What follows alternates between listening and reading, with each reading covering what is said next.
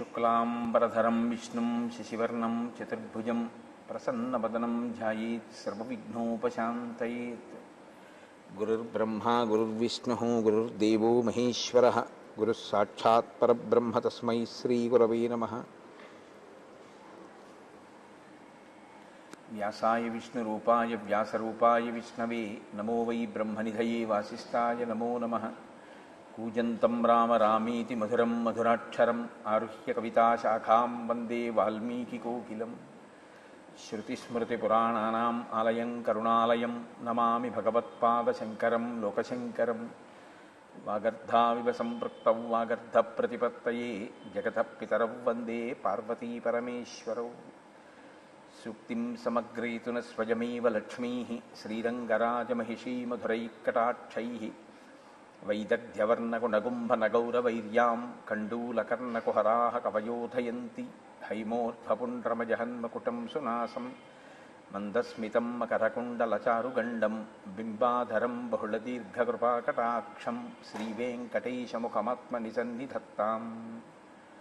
मनोजवं मरुततुल्यवेगं जितेन्द्रियं बुद्धिमतां वरिष्ठं वातात्मजं वनरयूथमुख्यं श्रीरामदूतं शिरसा नमामि। आपदामपहर्तारं दातारं सर्वसम्पदां लोकाभिरामं श्रीरामं भूयो भूयो नमाम्यहम्।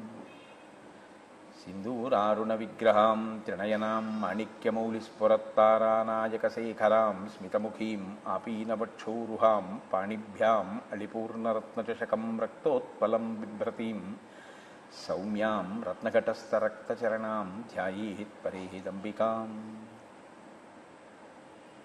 हरि ओं। परमेश्वरस्वरूपेण सभకి నమస్కారం।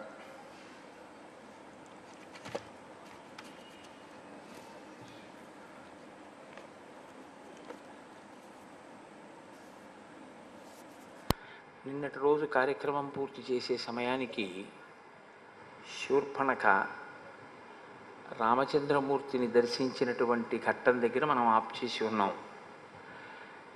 ప్రాతకాలంలో అంత హేమంత ఋతువులో కూడా వాతావరణం ప్రతికూలంగా ఉన్నప్పటికీ సాధారణంగా లోకమంతా కూడా ఆ సమయంలో విశ్రాంతి తీసుకుందాం, బయటికి వెళ్ళొద్దు, చలికి వణికిపోతున్నామనేటటువంటి సమయంలో కూడా ఏనుగులు జలచరములు కూడా నీటి యందు ప్రవేశించడానికి భయపడేటంతటి చల్లటి వాతావరణంలో కూడా ధార్మిక నిష్ఠ అంటే ధార్మిక నిష్ఠే. ఏది ఏ సమయంలో చెయ్యాలో ఆ సమయంలో చెయ్యడంలో రామచంద్రమూర్తి సిద్ధాస్తుడు కనుక ఆయన సూర్యోదయానికి పూర్వమే బ్రాహ్మీ ముహూర్తంలో స్నానం చేసి సంధ్యావందనాది కార్యక్రమాలని పూర్తి చేసుకుని, నిత్యాగ్నిహోత్రీకుడు కనుక అగ్నిహోత్రాన్ని పూర్తి చేసుకుని అక్కడ ఉండేటటువంటి మునులతో సద్విషయముల మీద చర్చ చేస్తున్నటువంటి సమయంలో వచ్చినటువంటి శూర్పణఖ అద్వితీయమైన సౌందర్యం కలిగినటువంటి రామచంద్రమూర్తిని దర్శనం చేసింది. లోకంలో రెండు రకాలైనటువంటి పోకడలు ఉంటాయి.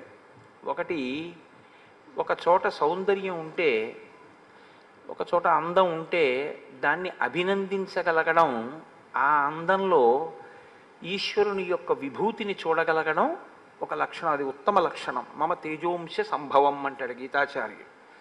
ఎక్కడైనా మీకు ఒక ఉత్కృష్టమైన విభూతి కనపడింది అంటే అది ఈశ్వర సంబంధమైనటువంటి విభూతి. దాన్ని చూసి హర్షించగలగడం సత్పురుషుని యొక్క లక్షణం. ఏదైనా తన కంటికి ఆకర్షణీయంగా కనపడితే అది తనది కావాలి, తాను పొందాలి అని కోరుకునేటటువంటి లక్షణం రాక్షస లక్షణం.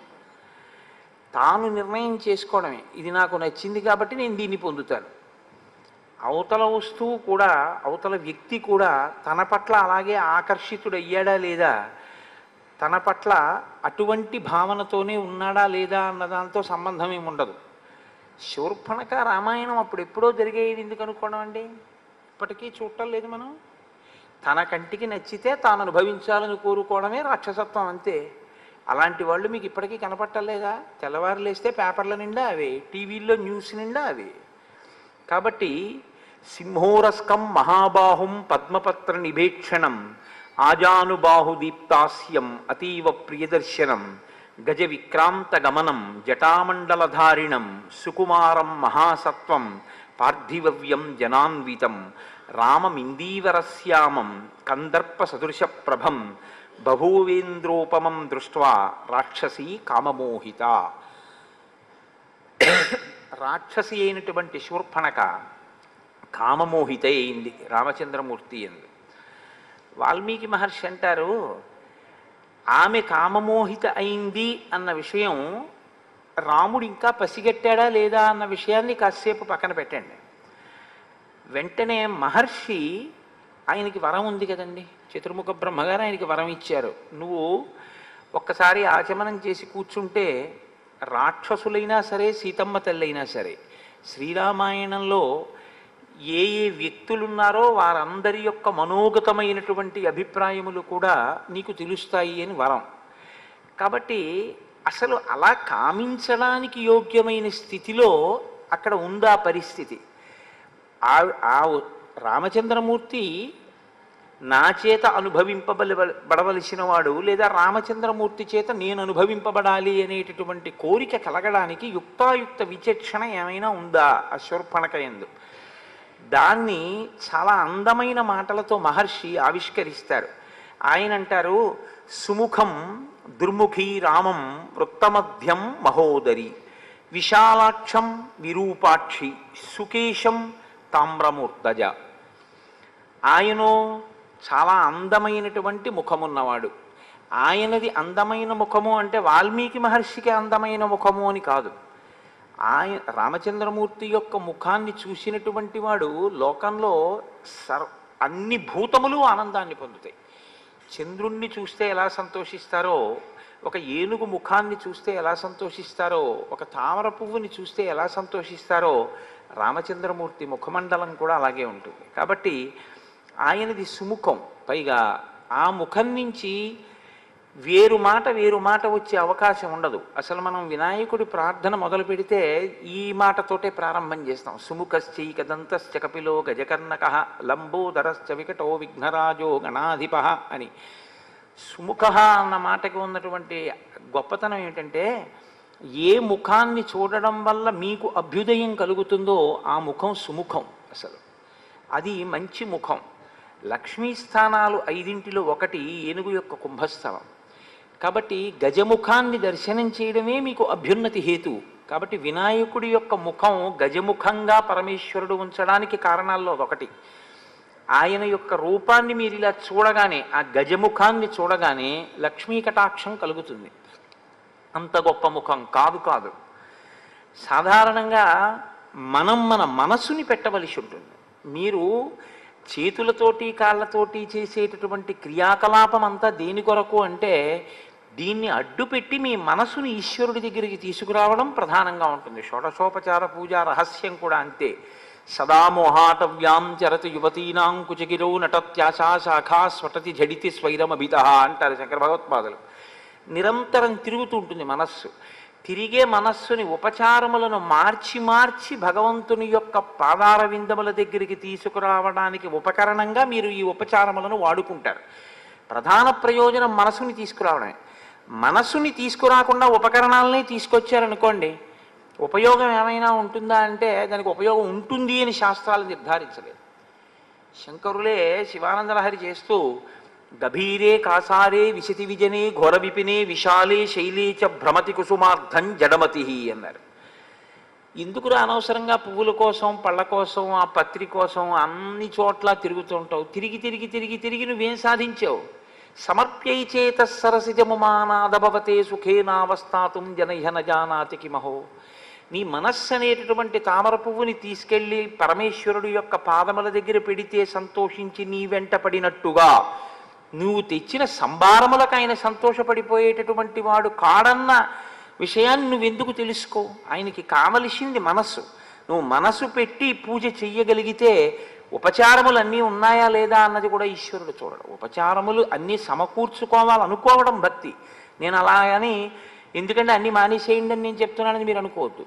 ఒక్కొక్కసారి ఉపచారమునందు లోపం వచ్చిందనుకోండి, అందుకే శాస్త్రంలో దాన్ని పూరణ చేసేస్తారు. ఒక అక్షత సమర్పిస్తే చాలు. నడుము విరగనటువంటి బియ్యం పసుపుతో కలిస్తే దాన్ని సమర్పిస్తే సింహాసనాన్ని మీరు సృష్టించవచ్చు. మీ మనస్సు ఉండాలి. అందుకే శంకరులు రత్నైకల్పిత మానసం హిమజలై స్నానంచ దివ్యాంబరం నానారత్న విభూషితం మృగమదా మోదాంకితం చందనం అంటూ మానస పూజలో ఇవన్నీ కూడా నేను నా మనసుతో సృష్టించాను అంటారు. ఆ మనస్సు అక్కడ పెట్టడం అన్నది మీకు ఆ మనసుతో దర్శనం చేయడం అనేటటువంటిది ఇంద్రియములలో ఉండే శక్తుల్ని మనసు తీసుకుని మనసు అంతర్ముఖమై పరమేశ్వరుణ్ణి అథాంగ పూజ యందు దర్శనం చేయడం నేర్చుకోవాలి. అందుకు పాదాల నుంచి తల వరకు పూజ చేయడం అనేటటువంటిది విగ్రహంలో కనపడుతుందని కాదు, ఇక్కడ కనపడాలి మీకు. కానీ వచ్చిన ఇబ్బందల్లా ఎక్కడొస్తుందంటే అదొక్కటే జరగదు, ఆ మనసే నిలబడదు, మిగిలినవన్నీ జరుగుతాయి. బిల్వాలు తీసుకొస్తాం, తులసి పత్రి తీసుకొస్తాం, అక్షతలు తీసుకొస్తాం, కొబ్బరికాయలు తీసుకొస్తాం, పువ్వులు తీసుకొస్తాం, అన్నీ తీసుకొస్తాం. ఉపచారమా? ఆ మంత్రానికి ఆ ఉపచారం అది యాంత్రికంగా జరిగిపోతూ ఉంటుంది. కానీ ఒక్కనాటికి మనసు మాత్రం అక్కడికి వెళ్ళి నిలబెట్టగలగడం అనేటటువంటిది కుదిరేటటువంటి విషయం అంత తేలికగా కాదు. అలా కానీ మయ్యేవ మన ఆదత్సా మయి బుద్ధిం నివేశయ అంటాడు గీతాచార్యుడు. నా యందు నీ మనసు పెట్టు అంటాడు. అలాగే పెట్టేశానండి అంటే అయిపోయింది, అంతే, జన్మ సార్థకం అయిపోయింది. అంత తేలికేంటి? నా యందు మనసు పెట్టు అంటే అంత తేలిగ్గా పట్టుకెళ్ళి ఈశ్వరుడి దగ్గర మనస్సు పెట్టేస్తే ఇంకేమండి మనందరం కృతార్థులం అయిపోయి ఉండేవాళ్ళం. అది చేత కాకే కదా ఈ అల్లరంతా వచ్చింది. ఆ మనస్సుని పెట్టడం అనేటటువంటిది చాలా చాలా కష్టం. భగవాన్ రమణులు కూడా దీని గురించి ప్రస్తావన చేస్తూ ఒకచో అంటారు, నేను 1,00,000 బిల్వార్చన చేద్దాం అనుకుంటున్నాను, కొన్ని బిల్వాలు తక్కువయ్యాయి, ఏం చేయమంటారని అడిగారు ఒక ఆవిడ వెళ్ళి భగవాన్ రమణుల్ని. ఆయన అన్నారు, ఎన్ని బిల్వాలు తక్కువయ్యాయి అన్నారు. ఓ 2-3 వేల బిల్వాలు తక్కువై ఉంటాయండి అన్నారు. ఓ 2-3 వేల పర్యాయాలు నీ ఒళ్ళు గిల్లుకో అన్నారు ఆయన. అంటే ఆవిడ అదే నా ఒళ్ళు గిల్లుకోవడం ఏమిటి అని అడిగింది ఆవిడ. అడిగితే ఆయన అన్నారు, ఏముంది నీకు 1,00,000 బిల్వార్చన అంటే చెట్టు దగ్గర గిల్లుతావు బిల్వాలంతే, అవి తీసుకొచ్చి కనీసం ఒక చాప వేసో ఒక వస్త్రం వేసో దాని మీద బిల్వాలు పెడదామని కూడా ఉండదు. శివాలయంలోకి తీసుకొచ్చి నేల మీద బారేయడమే, అయిపోయింది పూజ. నువ్వు చేసేది పునఃపూజ. ఆయనే పృథివీ స్వరూపంతో ఉన్నాడు శర్వుడై. నేల మీద బారేసిన తర్వాత ఇంకా మళ్ళీ బిల్వం తీసుకెళ్ళి శివలింగం మీద వేయడం ఏమిటంటే మంత్రంతో పునఃపూజ చేస్తున్నావు, కానీ నువ్వు పూజ చేయట్లేదు. నీ మనసు అక్కడ పెట్టాలా ఏమన్నానా? 3 దళాలు 3 ఆకులతో ఉందో లేదో నువ్వు చూడాలా ఏమన్నానా? రొట్ట తీయ శివలింగం మీద బారయ్యా. ఆ పాటి దానికి చెట్టుని గిల్లితే ఏమిటి, నిన్ను గిల్లుకుంటే ఏమిటి? తక్కువైన బిల్వాలకి నిన్ను గిల్లేసుకో 2-3 వేల పర్యాయాలు. కానీ ఆవిడ సహృదయురాలు అర్థం చేసుకుంది. ఓ, నన్ను మనసు పెట్టమంటున్నారు మహర్షి, మనసు లేని పూజ ఇన్ని బిల్వాలతో చేస్తే మాత్రం ఏమి సుఖము అంటున్నారు అని ఆవిడ గ్రహించగలిగింది. కాబట్టి చూశారు, మనసుని పెట్టడం చాలా కష్టం. కానీ శాస్త్రంలో ఏమంటారంటే 3టి యందు మీ ప్రమేయం లేకుండా మీ మనసు తొందరగా నిలబడి ఆహ్లాదమును పొందుతారు. ఇంకా ఇంకా చూడాలని ఇంద్రియములకు నాయకత్వం వహించేటటువంటి కన్ను చెదరకుండా అక్కడే నిలబడి మనసుని రంజిల్లేటట్టు చెయ్యగలిగినటువంటి వస్తువులు లోకంలో 3 ఉన్నాయంటారు. ఒకటి సముద్రం. సముద్రం వంక మీరు ఎంతసేపు చూస్తూ కూర్చోండి మీకు సంతోషంగా ఉంటుంది. అలా సముద్రాన్ని అసుర సంధ్య వేళలో చూడడం మొదలు పెడితే చీకటి పడిపోయిన తర్వాత మీకు ఇంకా సముద్రం ఏం కనపడదు. దూరంగా సముద్రంలో ఓడలు వెళ్ళిపోతూ దీపాలు కనపడుతూ సముద్రపు ఘోష వినపడుతూ ఉంటుంది. కొద్దిగా కెరటాలు లేచి పడుతూ కనపడుతుంటాయి. ఆ పెద్ద ఆకాశం, దాని కింద సముద్రం, అదో అందంగా ఉంటుంది. సముద్రం ఎంత అందంగా మీ మనసుని చూరగొంటుందో అంటే మీ ప్రయత్నం లేకుండా మీ మనసు సముద్రం మీదకి వెళ్ళి నిలబడుతుంది. చంద్రుణ్ణి ఎంతసేపు చూడండి మనసు తొందరగా వెళ్ళి చంద్రుడి మీద నిలబడుతుంది. మహర్షి సుందరకాండలో వర్ణిస్తారు, హంసో యథా రజత పంజరస్థ సింహో యథా మందర కందరస్థ అంటూ ఆ చంద్రబింబాన్ని వర్ణిస్తారు. చంద్రబింబం మీద పసిపిల్లల దగ్గర నుంచి వృద్ధుల వరకు అందరి మనస్సు నిలబడుతుంది. పైగా నిలబడి రంజిల్లుతుంది, చాలా సంతోషిస్తారు, ప్రసన్నులవుతారు, ఆనందాన్ని పొందుతారు. అలాగే 3వది ఏనుగు ముఖం. ఏనుగు ముఖాన్ని పసిపిల్లల దగ్గర నుంచి పెద్దవాళ్ళ వరకు ఆనందిస్తారు. ఏనుగుని ఇలా చూసి అలా వెళ్ళిపోరు, అందరు అలా చూస్తారు. దేనిని చూసినప్పుడు మీరు ప్రయత్నపూర్వకంగా మీ మనసుని మీరు పెట్టవలసిన అవసరం లేకుండా మీ మనసుని తానే లాక్కుని మీ మనసు అక్కడ మీ చేత పెట్టించి మీరు పెట్టడం వల్ల మీకు కొంత పుణ్యాన్ని ఇచ్చి మీకు ఆ పుణ్యము వల్ల అభ్యున్నతిని ఇవ్వగలదు. అటువంటి ముఖానికి సుముఖం అని పేరు. కాబట్టి సుముఖశ్చైక దంతశ్చ కపిలో గజకర్ణక లంబోదరశ్చ వికటో విఘ్నరాజో గణాధిప అంటూ కొన్ని నామాల్ని ఏరి కూర్చి ఎవరెవరైతే ఈ నామములను చేస్తున్నారో వారికి ప్రవేశే నిర్గమే తథా సంగ్రామే సర్వకార్యేషు విఘ్నస్తస్య నజాయితే అని విఘ్నములు రావు అంటూ విఘ్నేశ్వరుడి మీద ఒక ప్రార్థన చేసి ప్రారంభం చేస్తుంటారు. రామచంద్రమూర్తి యొక్క ముఖము కూడా సుముఖమే. ఎందుకో తెలుసా అండి, ఆయన యందు ఘోర అఘోర రూపములు రెండు ఉంటాయి. మహర్షి ఈ విషయాన్నే శ్రీరామాయణంలో శివకేశవ అభేదమైనటువంటి తత్వం అడుగడుగునా మీకు కనపడుతుంది. నిన్ననే మీకు ఒక శ్లోకాన్ని ఉదాహరించి ఉన్నాను. గోదావరి నదిలో స్నానం చేసి వస్తున్నటువంటి సీతారామ లక్ష్మణుల యందు వాల్మీకి మహర్షికి పార్వతీ పరమేశ్వర నందీశ్వర స్వరూపములు దర్శనమయ్యాయి. ఆయన ప్రతి చోట శివుడికి రాముడికి ఉన్న అభేదాన్ని ఆవిష్కరిస్తుంటారు. మనం ఏ దృష్టికోణాన్ని అలవాటు చేసుకోవాలో చూపిస్తుంటారు. అంత గొప్ప ముఖం రామచంద్రమూర్తి యొక్క ముఖం. అదే రామచంద్రమూర్తి యొక్క ముఖం రాక్షసుల పాలిట ఘోర రూపం. వాళ్ళు అది రుద్రస్వరూపం. దాన్ని చూస్తేనే హడిలిపోతారు, అలా ఉంటాడు ఆయన. భక్తులైన వారికి ఆయన ప్రసన్నమూర్తి. ఆయన ఎప్పుడూ మీరు చూడండి, రాముడు అసలు కోదండం పట్టుకోకుండా నిలబడినటువంటి మూర్తి మీరు ఎక్కడైనా చూసారా? చాలా ఎక్కడో అరుదుగా ఉంటుందేమో. రాముడు అంటే ధనస్సు పట్టుకునే ఉంటాడు. అసలు మనం రుద్రం మొదలు పెడితే అలా ధనస్సు పట్టుకుంటే రుద్రమన్యవతోత ఇషవే నమః నమస్తే అస్తు ధన్వనే బాహుభ్యాముతతే నమః అని మొదలు పెడతాం. ఆ ధనస్సు ఏమిటయా స్వామి చేతిలో? మాకు భయం వేస్తోంది పిల్లలం, ఎందుకు ధనస్సు పట్టుకున్నావు? మేమైనా కోపం వచ్చిందా? ఏమైనా తప్పుంటే క్షమించని ఉభయతర నమస్కారములు చేస్తూ ఆ చేతిలో ఉన్న ధనస్సుకి నమస్కారం చేస్తాం. అదే రామచంద్రమూర్తి అయితే చేతిలో ధనస్సు పట్టుకుని నిలబడినా సరే ఎవరికి ఏం భయం ఉండదు.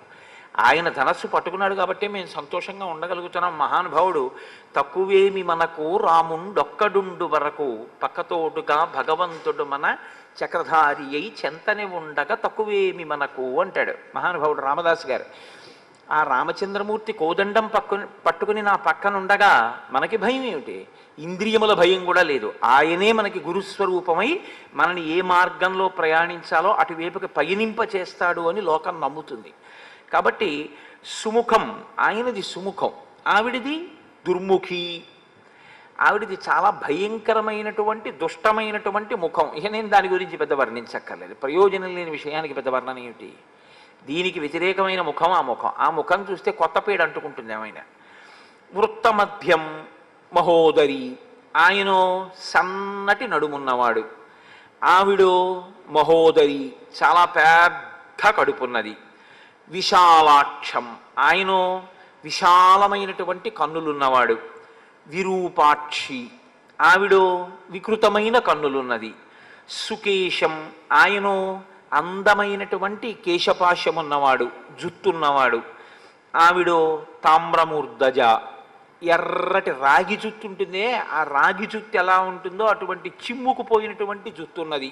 పూతనా సంహారంలో పోతన గారు వర్ణిస్తారు. ఆ నేలబడిపోయినటువంటి పూతన యొక్క జుత్తు వర్ణిస్తూ ఆ పక్షులు దూరేటటువంటి పొదలు ఎలా ఉంటాయో అలా ఉంటుంది అంటారు. కాబట్టి అటువంటి జుత్తు కలిగినది.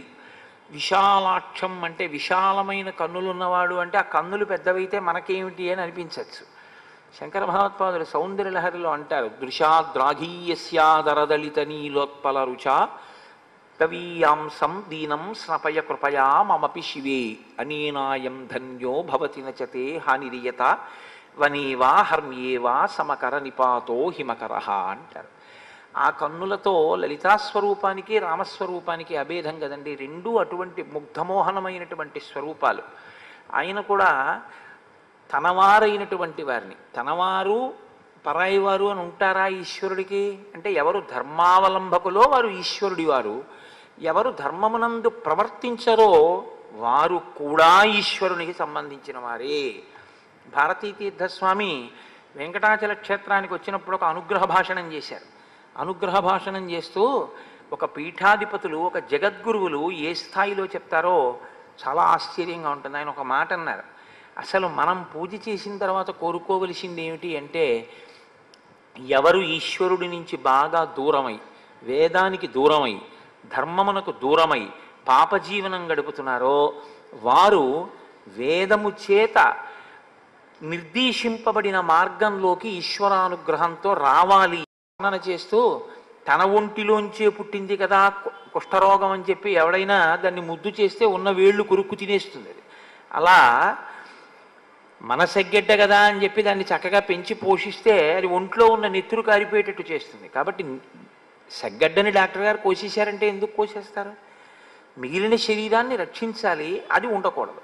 ఇక వాడు ఆ శరీరంతో ఉంటే ధర్మ వ్యతిరిక్తమైనటువంటి పనులు చేసి ఇంకా ఇంకా పాపం మూట కట్టుకుంటాడు. అందుకని తీసేస్తాడు తప్ప అది కూడా అనుగ్రహమే. నిజానికి అనుగ్రహంతో చేసేటటువంటి పనే తప్ప ఆగ్రహంతో చేసేటటువంటి పని కాదు. అందుకే పెద్దలు ఒక మాట చెప్తుంటారు. చాలామంది తెలిసి తెలియని తత్వంతోటో ఒక మౌఢ్యంతోటో ఒక మాట మాట్లాడుతుంటారు. శివుడు లయకారకుడు అంటే చంపేస్తాడు, అందున ఆయన జోలికి వెళ్ళకండి అంటుంటారు. ఆయనకి పూజ ఏమిటి? ఇది రామాయణానికి వ్యాఖ్య చేసినటువంటి వాళ్ళ కొంతమందికి కూడా అలవాటు ఉంది. అలా అలా వ్యాఖ్యలు చేసిన వాళ్ళు ఉన్నారు. శివుడు లయకారకుడు అందుకని చెప్పి ఆయన జోలికి వెళ్ళకూడదు, ఆయనకు పూజ చేయకూడదు అని ఒక పక్షపాతంతో కూడినటువంటి మాట చెప్తూ ఉంటారు. శివుడు లయకారకుడు అంటే ఆయన చేసే ప్రళయాలలో 3వ ప్రళయం మహాప్రళయం. మహాప్రళయం చేస్తాడు అంటే చంపేస్తాడని కాదు. ఎవరెవరు ఈశ్వరుణ్ణి పొందలేకపోయారో వాళ్ళని ఈశ్వరుడు పొందుతాడు. దానికి మహాప్రళయం అని పేరు. నల్లపూసలు ఉన్నాయి, మైనపు ముద్దు ఉంది. నల్లపూసల మైనపు ముద్దను అంటుకోలేకపోయాయి, మైనపు ముద్దు వచ్చి నల్లపూసల మధ్యలో దొల్లిద్ది. ఇప్పుడు నల్లపూసలన్నీ ఏమయ్యాయి? మైనపు ముద్దకు అంటుకున్నాయి. కాబట్టి ఈశ్వరుని యొక్క ఎనలేని కారుణ్యానికి ప్రతీక మహాప్రళయం. మహాప్రళయం చేసేటటువంటి శంకరుడు పరమేశ్వరుడు అపారమైనటువంటి కారుణ్యమునకు ప్రతీక. మీరు అలా చెప్పవలసి ఉంటుంది తప్ప ఆయన లయం చేసేస్తాడంటే ఆయన చంపేస్తాడని మీరు చెప్పకూడదు. నిన్ననే మీతో నేను మనవి చేశాను. ఆయన స్వల్పకాలిక లయం కూడా చేస్తాడు. నిద్రాకాలిక సౌఖ్యమునిచ్చి ఇంద్రియములకు మళ్ళీ చైతన్యాన్ని శక్తిని ఇచ్చేవాడు పరమేశ్వరుడే. ఆయన అనుగ్రహం లేకపోతే నిద్ర పట్టలేదనుకోండి, నిద్ర పట్టకపోతే అన్నం సహించదు, అన్నం సహించకపోతే నిద్ర పట్టదు. ఈ రెండూ లేవనుకోండి, 3 రోజులు పోయిన తర్వాత చూసుకోండి కళ్ళు ఎంత లోపలికి ఎడతాయో. అయితే చిత్రం ఏమిటంటే ఎంత నింద చేస్తున్నా పోన్లే పిల్లాడన ఆయన అలా ఇస్తూనే ఉంటాడు. అది గమనించిన వాడన్నాడు జగతపితరవ్ వందే పార్వతీ పరమేశ్వరవు అన్నాడు. ఆయన తల్లి తండ్రి కదా, క్షమించేస్తాడు, ఉదారుడు అన్నాడు. కాబట్టి అటువంటి స్వభావం ఉన్నటువంటి వాడే రామచంద్రమూర్తి. పేరు మారుతుందేమో కానీ పరమాత్మ యొక్క స్వభావమునందు మార్పే ఉంటుందండి, అదేం ఉండదు. నరుడిగా ఉన్నా ఆయన తత్వం అలాగే ఉంటుంది. కాబట్టి సుముఖం దుర్ముఖీం రామం వృత్తమధ్యం మహోదరి విశాలాక్షం విరూపాక్షి సుకేశం తామ్రమూర్ధజ ప్రీతిరూపం విరూపాస. ఆయన స్వరూపమో చాలా ప్రీతి కలిగేటట్టుగా ఉంటుంది. ఆవిడదో చాలా విరూపమైనటువంటి స్వరూపం, అంటే వికృతమైనటువంటి స్వరూపంతో ఉంటుంది. సుస్వరం, ఆయన మాట్లాడితే చాలా అందంగా ఉంటుంది, వినాలనిపిస్తుంది. వినాలనిపించి మాట్లాడడం కూడా మంచి మాట అని నేను చెప్పడం చాలా కష్టం. నేనేమిటి, ఎవరైనా అలా చెప్పలేరు. వినాలనిపించేటట్టుగా మాట్లాడిన మాటంతా మంచి మాట అని మీరు అనుకోకండి. శ్రీరామాయణం అసలు యథార్థానికి వాగ్వైభవమే శ్రీరామాయణం. వాక్కు మనుష్యునకొక్కనికి ఉన్న అనుగ్రహం. ఈశ్వరుడు ఒక్క మనుష్యునకు మాత్రమే ఇచ్చాడు వాక్కు. శ్రీరామ రామ రామేతి రమే రామే మనోరమే 3 మాటలు శ్రీరామ శ్రీరామ శ్రీరామ అని వాడు విష్ణు సహస్రం చేసుకున్నటువంటి ఫలితాన్ని మనిషి పొందుతున్నాడు. ఏది సృష్టిలో ఇంకో ప్రాణిని అలా పొందమనండి? పొందలేదు. భగవన్నామం చెప్పగలిగినటువంటి భాగ్యం ఉన్న ఏకైక ప్రాణి మనుష్యుడు. కానీ ఆ వాక్కు లోపల మనస్సు పొందేటటువంటి వికారములకు అనుగుణంగా మార్చుకుని ఎటువంటి కార్యాన్ని ఎటువంటి ప్రమాదాన్ని కూడా తీసుకొచ్చిన వాళ్ళు ఉన్నారు. అందుకే జిహ్వాగ్రే వర్తతే లక్ష్మీ జిహ్వాగ్రే మిత్రబాంధవాః జిహ్వాగ్రే బంధనం ప్రాప్తి జిహ్వాగ్రే మరణం ధ్రువం. శ్రీరామాయణంలోనే మీరు చూడండి, మందర మాట్లాడిన మాట ఎంత దూరం వెళ్ళింది. నారదుడు వచ్చి చెప్పిన సంక్షేప రామాయణం ఎంత రామాయణమైంది. రామచంద్రమూర్తి మాట్లాడేటటువంటి మాట ధర్మబద్ధమై ఉంటుంది. ఆయన ఒక్క మాటే మాట్లాడచ్చు, కానీ ఆ ఒక్క మాట ఎలా ఉంటుందంటే మీరు కోరి కోరి ఏరుకోవలసిన సాలగ్రామంలా ఉంటుంది. రమణ మహర్షి ఓ మాట అంటూ ఉండేవారు, సాలగ్రామం ఎక్కడ ఉంటుంది? రాళ్లలోనే ఉంటుంది. సాలగ్రామాన్ని ఎక్కడ ఏరుకోవాలి అంటే సాలగ్రామాలు దొరికేది ఏమీ ఉండదు, సాలగ్రామం రాళ్లలోనే దొరుకుతుంది. రాళ్ల మధ్యలో ఏరుకుని రాళ్ళని విడిచేసి సాలగ్రామం ఏరుకోవాలి. రాముని మాటలను మీరు ఏరుకోవాలి. రాముడు మాట్లాడితే అలా ఉంటుంది, ఎక్కడ ఎంత సంక్షిప్తంగా మాట్లాడాలో అలా మాట్లాడతాడు. రాముడు మాట్లాడితే పరమ ధార్మికంగా ఉంటుంది.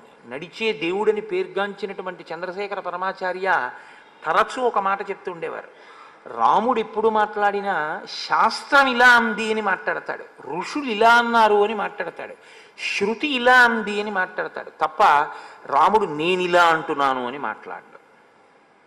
అంటే తను ప్రమాణం చెప్పాలన్నది రాముడి ఉద్దేశ్యం కాదు, ప్రమాణాన్ని వైదికంగా తీసుకుంటాడు. వేదంలోంచి ప్రమాణాన్ని తీసుకుని తాను చెప్పి తాను ఆ ప్రమాణాన్ని అనుసరించేటటువంటి వాడు రాముడు.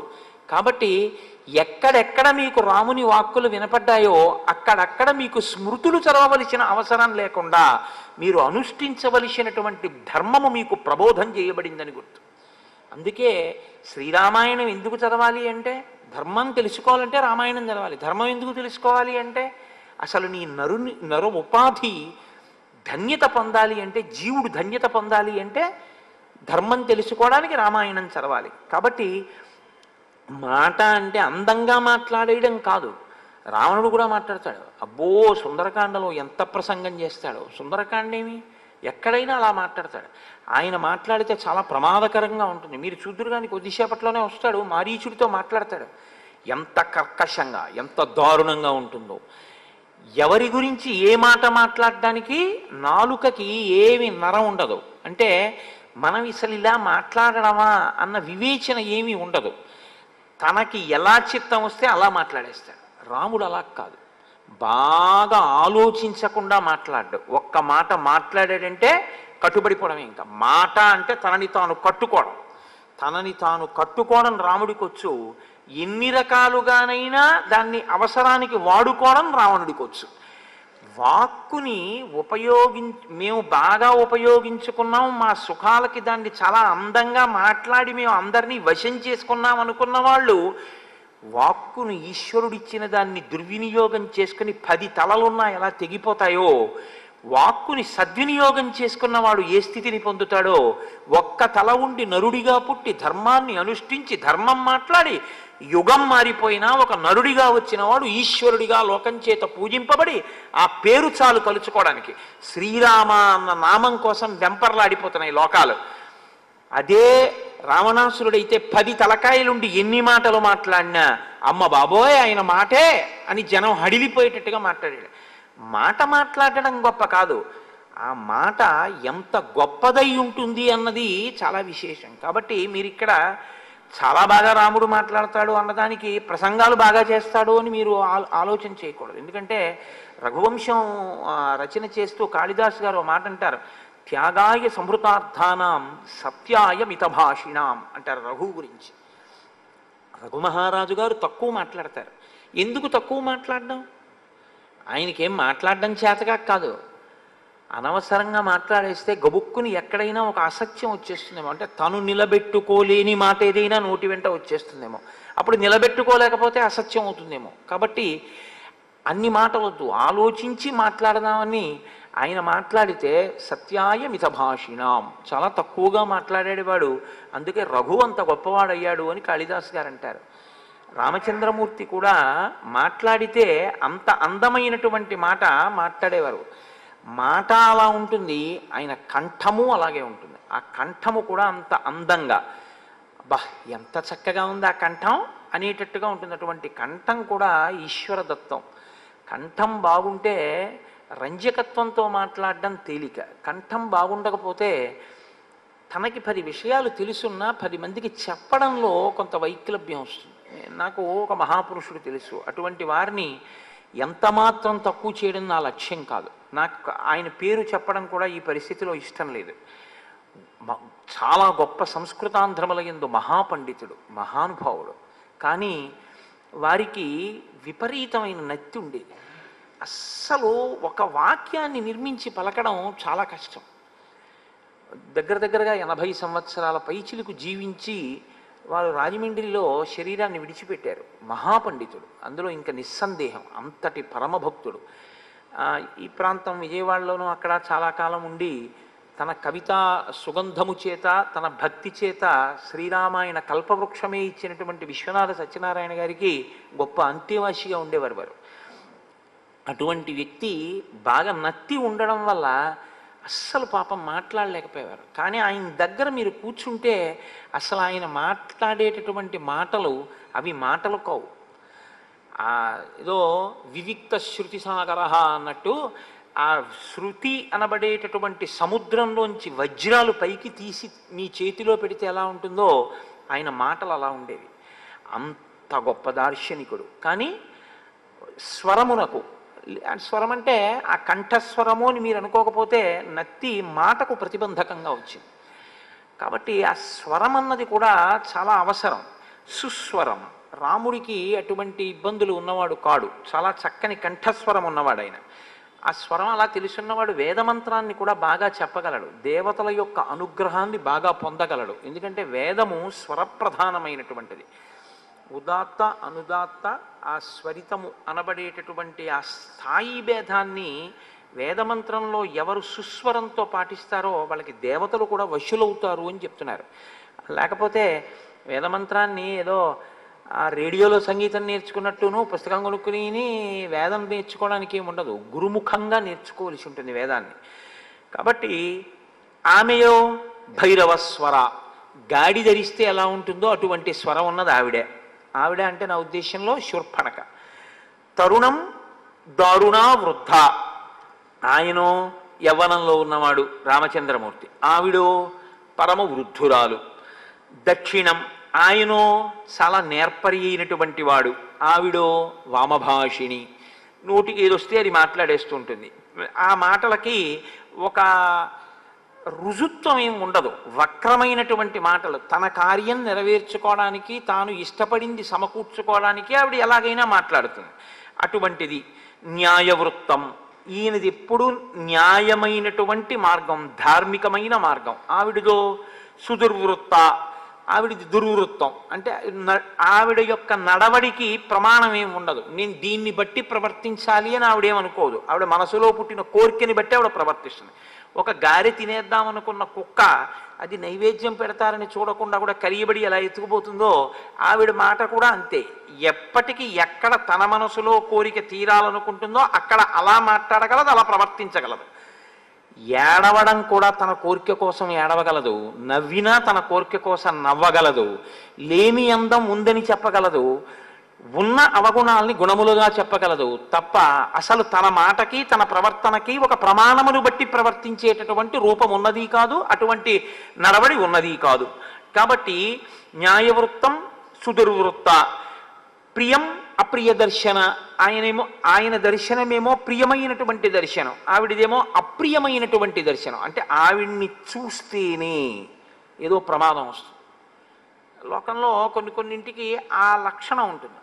అంత రజోగుణ తమోగుణ భూయిష్టమైనటువంటి స్వరూపాన్ని మీరు చూసినంత మాత్రం చేత ఏదో అమంగళం కలుగుతుంది. అందుకేగా ఇప్పటికీ లోకంలో కొన్నిటిని అశుభశకునములుగా పరిగణించడం అనేటటువంటిది వచ్చింది. ఆయన ప్రియదర్శనం, ఆయన్ని చూడడం అనేటటువంటిదే చాలా ఆనందదాయకంగా ఉంటుంది. శరీరజ సమావిష్ట రాక్షసీ వాక్యమబ్రవీత్. అటువంటి శూర్పణఖ రామచంద్రమూర్తిని చూసి మన్మధుని చేత ఆవేశింపబడింది. అంటే ఆమెకి కామము కలిగినది. ఇక్కడ మహర్షి ఒక చాలా గొప్ప మాట చెప్తున్నారు. ఇంత వృద్ధురాలైనటువంటిది, రాక్షసి అయినటువంటిది, వికృతమైనటువంటిది అందమైన రాముణ్ణి చూడగానే ఏమనుకుందంటే ఇంత అందమైన వాడు కాబట్టి ఈయన చేత నేను భోగింపబడాలి అనుకుంది. అసలు అలా అనుకోవడం కూడా న్యాయమా? అసలు అటువంటి కోరిక పుట్టచ్చా? ఆవిడికి ఏం అక్కర్లేదు. అలా ఎందుకు అక్కర్లేదు? ఒక్కటే కారణం, పైన చెప్పారుగా. పైన చెప్పిన లక్షణాలన్నీ ఉన్నటువంటి ఆవిడికి అటువంటి ఆలోచన ఎందుకు వస్తుంది? కాబట్టి ఇప్పుడు ఎంత ప్రమాదకరమైన వ్యక్తి వచ్చిందంటే, ఒక 1000 శతఘ్నులు తీసుకొచ్చి అక్కడ పెడితే రామచంద్రమూర్తి ఒక్క అస్త్రంతో కొట్టేస్తారు, పర్వాలేదు. 1,00,000 మంది యోధులు వస్తే రామచంద్రమూర్తి కొట్టేస్తారు, పర్వాలేదు. ఒక్క శూర్పణక వస్తే ఆయన సీతమ్మనే పోగొట్టుకోవలసి ఉంటుంది. ఇదే అప్రియ దర్శనం. ఏమిటో తెలుసా అండి, లోపల ఉన్నటువంటి ప్రవృత్తి అటువంటిది, ఆ మనస్సుకు ఉండేటటువంటి స్థితి అటువంటిది. ఆవిడిప్పుడు ఎలా కావాలంటే అలా మాట్లాడుతుంది. ఆ మాటల చేత తన మనసులో ఉన్నటువంటి కోరిక యొక్క వ్యగ్రత చేత ఆవిడ ఎంత భయంకరమైన స్థితినైనా సరే కల్పించగలదు. కాబట్టి ఆవిడ రావడమే పరమ ప్రమాదకరమైనటువంటి సన్నివేశం. కానీ అవతార ప్రయోజనం నెరవేరాలి అంటే శూర్పణక రావడం వినా మార్గం లేదు. అందుకేగా అగస్త్య మహర్షి మహానుభావుడు, త్రికాల వీధి కనుక నువ్వు పంచవటిలో ఉండు అనడానికి కారణం ఇది. రాక్షసులు రావాలి, శూర్పణక రావాలి, ఆమె రావణుడి దగ్గరికి వెళ్ళాలి, రావణుడు రావాలి, సీతాపహరణం జరగాలి, అప్పుడు కానీ రాముడు రావణ సంహారానికి అడుగువేయడు. కాబట్టి ఇప్పుడు శూర్పణక రాముణ్ణి చూసి రాముణ్ణి ప్రశ్న వేస్తోంది. ఆవిడ ఆయన్ని ప్రశ్న వెయ్యగలిగినటువంటి సత్తా ఉన్నదా అంటే యోగ్యతాయోగ్యతల యొక్క విచారణ లేకుండా కామమోహితయ్యి మాట్లాడుతోంది. జటీ తాపసరూపేణ సభార్య శరచాపధృత్ ఆగతస్త్వమిమం దేశం కథం రాక్షస సేవితం కిమాగమనకృత్యంతే తత్ త్వమాఖ్యాతుమర్హసి. నీవు జటివై జటలు కట్టుకుని ఉన్నావు, తాపసి ఎలా ఉంటాడో అలా ఉన్నావు, పక్కన భార్య ఉంది. ఇంతకన్నా దారుణం ఏమిటండి, పక్కనున్న ఆవిడ భార్య అని ఆవిడికి తెలుసు, ఆయన నరుడు అని తెలుసు. భార్య పక్కన ఉండగా ఈమె ఆయన యందు కామమోహిత అయింది. శరచాపధృత్ ధనుర్బాణాలు పట్టుకున్నావు. జటిగా ఉన్నావు కాబట్టి తాపసి అనుకోవాలా, ధనుర్బాణములు పట్టుకున్నావు కాబట్టి నువ్వు రాజు అనుకోవాలా? పక్కన భార్య ఉంది, నాకు సందేహాస్పదంగా ఉంది ఈ విషయాలన్నీ. అప్పుడు మీరెవరు, ఎందుకు ఇక్కడ ఉన్నారో ఇది కాదు. ఆవిడ అడగడమే అసలు అవతల వారిని శంకించేటటువంటి రీతిలో. ఏమంటే ఆయన నేను ఆ ఊళ్ళో ఉన్నప్పుడు వారికి 80 సంవత్సరాలు, ఇప్పుడు కులాసాగా ఉన్నారా వారు అని అడగడం ఒక ఎత్తు.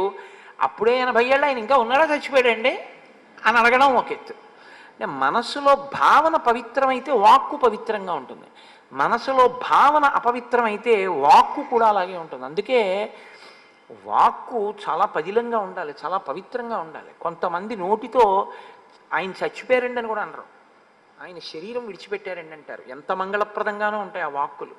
అసలు ఆ నోటి వెంట మీరు చాలా పరుషమైనటువంటి మాట విందాము అంటే మీకు వినడం కుదరదు. ఎందుకంటే ఆయన నోటి వెంట రాదు ఆ వాక్కు. ఆయన ఎంత పరుషమైన సందర్భాన్ని కూడా అంత సరళంగా, అంత పవిత్రంగా, అంత మంగళప్రదంగా, అంత అందంగా మాట్లాడగలడు.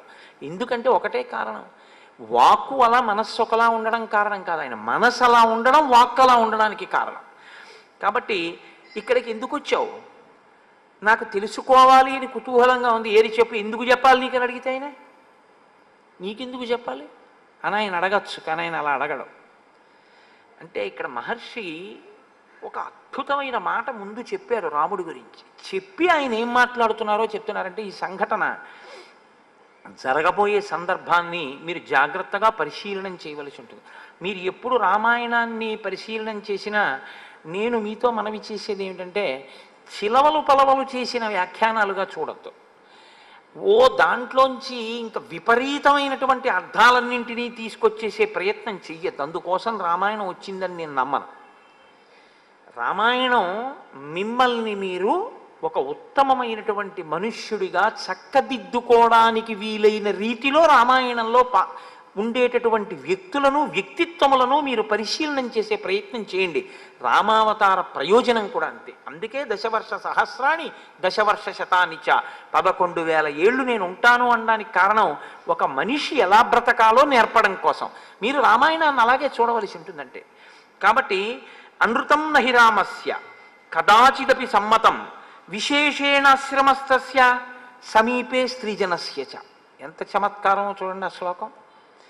అనృతం నహి రామస్య కదాచిదపి సమ్మతం.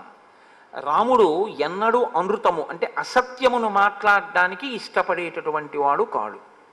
ఆయన ఇప్పుడు అసత్యం మాట్లాడరు, ఆయన సత్యమే మాట్లాడతారు. సత్యమే మాట్లాడాలి అంటే మీరు చారిత్రమునకు ప్రాధాన్యం ఇచ్చిన వారై ఉండాలి. మీ గురించి మీరు చెప్పుకోవడానికి మీరు భయపడని రీతిలో ఉంటే మీరు అసత్యం చెప్పవలసిన అవసరం ముందు రాదు. ఒకటి రెండు, మీరు పశ్చాత్తాపానికి లోనయ్యి ఉంటే అసలు మీ గురించి పూర్వం ఏదైనా చెడు ఉంటే చెప్పుకోవడానికి మీరు భయపడరు. రెండు, ఈ రెండూ లేవనుకోండి ఇంకా మీలో ఏదో రావలసిన మార్పు ఉంది అని గుర్తు. మీరు అలా ఆలోచించండి ఒకసారి. నేను గతంలో చెడ్డవాడిని అండి, అంటే చెడ్డవాడిని అంటే ఓ ఉదాహరణకి చెప్తున్నాను. ఏదో నేను 10 సంవత్సరాల క్రితం ఏవో తప్పులు చేసి ఉన్నవాడిని అనుకోండి. 11వ సంవత్సరంలో నాకు ఎవరో ఒక పెద్ద ఆయన కనపడ్డాడు అనుకోండి. ఆయనతో మాట్లాడేటప్పుడు ఏం చేస్తుండేవారు మీరు అని ఏమైనా అడిగారు అనుకోండి. నేను కొంచెం నిన్నను నా దగ్గరికి ఎవరో వచ్చారు, నేను కారు ఎక్కుతుంటే, నేను సంధ్యావందనం సరిగ్గా చేయట్లేదండి, నేను మీ ఉపన్యాసాలు విని రేపటి నుంచి సంధ్యావందనం ఖచ్చితంగా చెయ్యాలి అని నిర్ణయం చేసుకున్నాను. కుర్రాడు అతను, యువకుడు. నేను ఇక వేళ తప్పకుండా ప్రతిరోజు సంధ్యావందనం చేసి గాయత్రి చేసుకుంటాను అని చెప్పాడు. నేనన్నా నాకు ఇంతకన్నా ప్రీతికరమైన విషయం ఇంకోటి లేదు, చాలా సంతోషం. అతను మార్పు తెచ్చుకోవాలని ప్రయత్నం చేశాడు. మీరు అంతే చూడండి, అంతే. మీరు ఒకటి ఆలోచించండి, అసలు లోకంలో పాపము చెయ్యడం అనేటటువంటిది లేకపోతే ఈశ్వరుడు గురువు అక్కర్లేదు. మీరు ఒకసారి ఆలోచించండి జాగ్రత్తగా. తప్పు చెయ్యకుండా ప్రతివాడు ఉంటే గురువుగారు ఈశ్వరుడు అక్కర్లేదు. అది చేసే అలవాటు ఉంది కాబట్టే ఇంద్రియాల్ని మనసుని లొంగ తీసుకోలేకపోయాడు కాబట్టే గురువుగారు ఈశ్వరుడు కావలసి వచ్చారు. కాబట్టి గురువు ఆ కోణంలో కూర్చోవాలి. ఎప్పుడు కూర్చున్నాడు చిచి చిచి చిచి చిచి నీలాంటి వాడు నా దగ్గరికి వస్తే ఎలాగ అనకూడదు, నువ్వు మార్చుకో అని చెప్పాలి. ఈశ్వరుడు ఎవరి కోసం అండి? పడిపోయిన వాడిని పైకెత్తడానికే ముందుంటాడు. కానీ ఒక్కటి, మీరు పశ్చాత్తాపడితే, మీరు అరేరే నేను చేసినది తప్పే, నేను ఇలా ఎందుకు చేసి ఉన్నాను, నేను ఇలా చేయకూడదు అనుకున్న క్షణంలో మీరు కింద పడతారు. నేను మొన్న మీతో చెప్పింది అదే. నేల మీద పడడం అంటే ఇంకంతకన్నా పడ్డానికి ఏం లేదు, ఇంకంతకన్నా కింద పడ్డానికి. అంత పడ్డవాణ్ణని చెప్పడానికి పడిపోతే పైకి ఎత్తుతారా వదిలేస్తారా? ఆయన వంగుతాడు. ఇప్పుడు గురువుగారు వంగి ఆయుష్మాన్ భవ శివో రక్షతు, లేవండి లేవండి అంటాడు. మిమ్మల్ని శివుడు రక్షిస్తాడు. మీ పశ్చాత్తాపానికి మీరు రక్షింపబడతారు. ఇది చెప్పడానికి గురువుగారు ఉన్నారు. గురువుగారు కూడా మీ తప్పులే చూడ్డానికి కూర్చుంటే ఆయన గురువు కాడు, మీకు బరువు. ఆయన గురువు కాలేడు. మీ తప్పులను చూసి మీరు ఇంకా అలా తప్పులతోనే ఉంటారు, మీరు ఆదరించాలంటే గురువుగారిని ఆ తప్పు పట్టకూడదు. అప్పుడు మీరు పశ్చాత్తాపం పొందితే గురువుగారు మిమ్మల్ని పైకెత్తడానికే సిద్ధంగా ఉంటారు. ఎందుకో తెలుసా అండి? మీలో వచ్చిన మార్పు గురువుగారికి సంతోషహేతు, మీలో వచ్చిన మార్పు ఈశ్వరునకు సంతోషహేతు తప్ప అది లేకపోతే మీరు ఒకటి గుర్తుపెట్టుకోండి, ఈశ్వరుడికి నమ శివాభ్యాం అశుభాపహాభ్యాం అని అనవలసినటువంటి అవసరం లేదు. ఆయన ఇంకా ఎప్పుడూ కర్మాకర్మ ఫలప్రదాతగా అలా ఏదో జడ్జి గారిలా కూర్చుని తప్పు చేసావు శిక్షేస్తాను, పుణ్యం చేసావు ఫలితం ఇస్తాను అనడం తప్ప అసలు ఆయనకి క్షమించడం అన్న ఉదారగుణం లేదనుకోండి. అప్పుడు ఇంకా ఈశ్వరుడు ఏం చేస్తాడండి? మీరు చేసిందని మీరు ఫలితం పొందితే ఈశ్వరుడి కన్నా కర్మ గొప్పదై కూర్చుంటుంది. కర్మ గొప్పదా, మనసు గొప్పదా అంటే కర్మ కన్నా మనసే గొప్పదవుతుంది. మీరు చేసిన దానికి, మీరు చేసిన కర్మ, మీరు చేసిన కర్మకి ఉపయోగించిన ఉపకరణముల కన్నా మీ యొక్క భక్తితో కూడిన మనస్సు గొప్ప అవుతాయి. మీరు ఒకసారి మారి ఈశ్వరుడి దగ్గర నిజాయితీగా కన్నుల నీరు పెట్టుకున్నారనుకోండి, చాలు, ఈశ్వరుడు అక్కడికెత్తి కూర్చోబెడతాడు. ఎంత స్తోత్రం చేశాడు ధూర్జటిని కాళహస్తీశ్వర స్వామి దేవాలయంలో. ఇవాళ ఆయన దేవాలయం చుట్టూ ధూర్జటి పద్యాలు ఉన్నాయి, చెప్పండి నాకు. ధూర్జటిది కన్ఫెషన్ అంటే అరమరిక లేకుండా ఈశ్వరుడి దగ్గరికి వెళ్ళి చెప్పాడు ఆయన. రోషీరోయదు కామినీ జనుల తారుణ్యోరు సౌఖ్యంబులన్ బాసీబాయదు పుత్ర మిత్ర ధన సంపద్భ్రాంతి వాంఛాలతల్ కోశీకోయదు నామనంబకట నీకున్ ప్రీతిగా సత్క్రియలు చేసి చేయదు దీని త్రుళ్ళన చవే శ్రీకాళహస్తీశ్వర అని అడిగాడు. ఉన్నది ఉన్నట్టు యథార్థాన్ని ఈశ్వరుడి దగ్గర చెప్పాడు కాబట్టే అష్టదిగ్గజాల్లో మిగిలినటువంటి వాళ్ళ పద్యాలు ఎక్కడో ఎప్పుడో ఏవో చెప్పుకుంటారు. ఏదో సంతోషానికి ఏవో మాట. పెద్దనగారు చాలా గొప్పవాడే అవ్వచ్చు, మనుచరిత్ర చాలా గొప్పదే అవ్వచ్చు.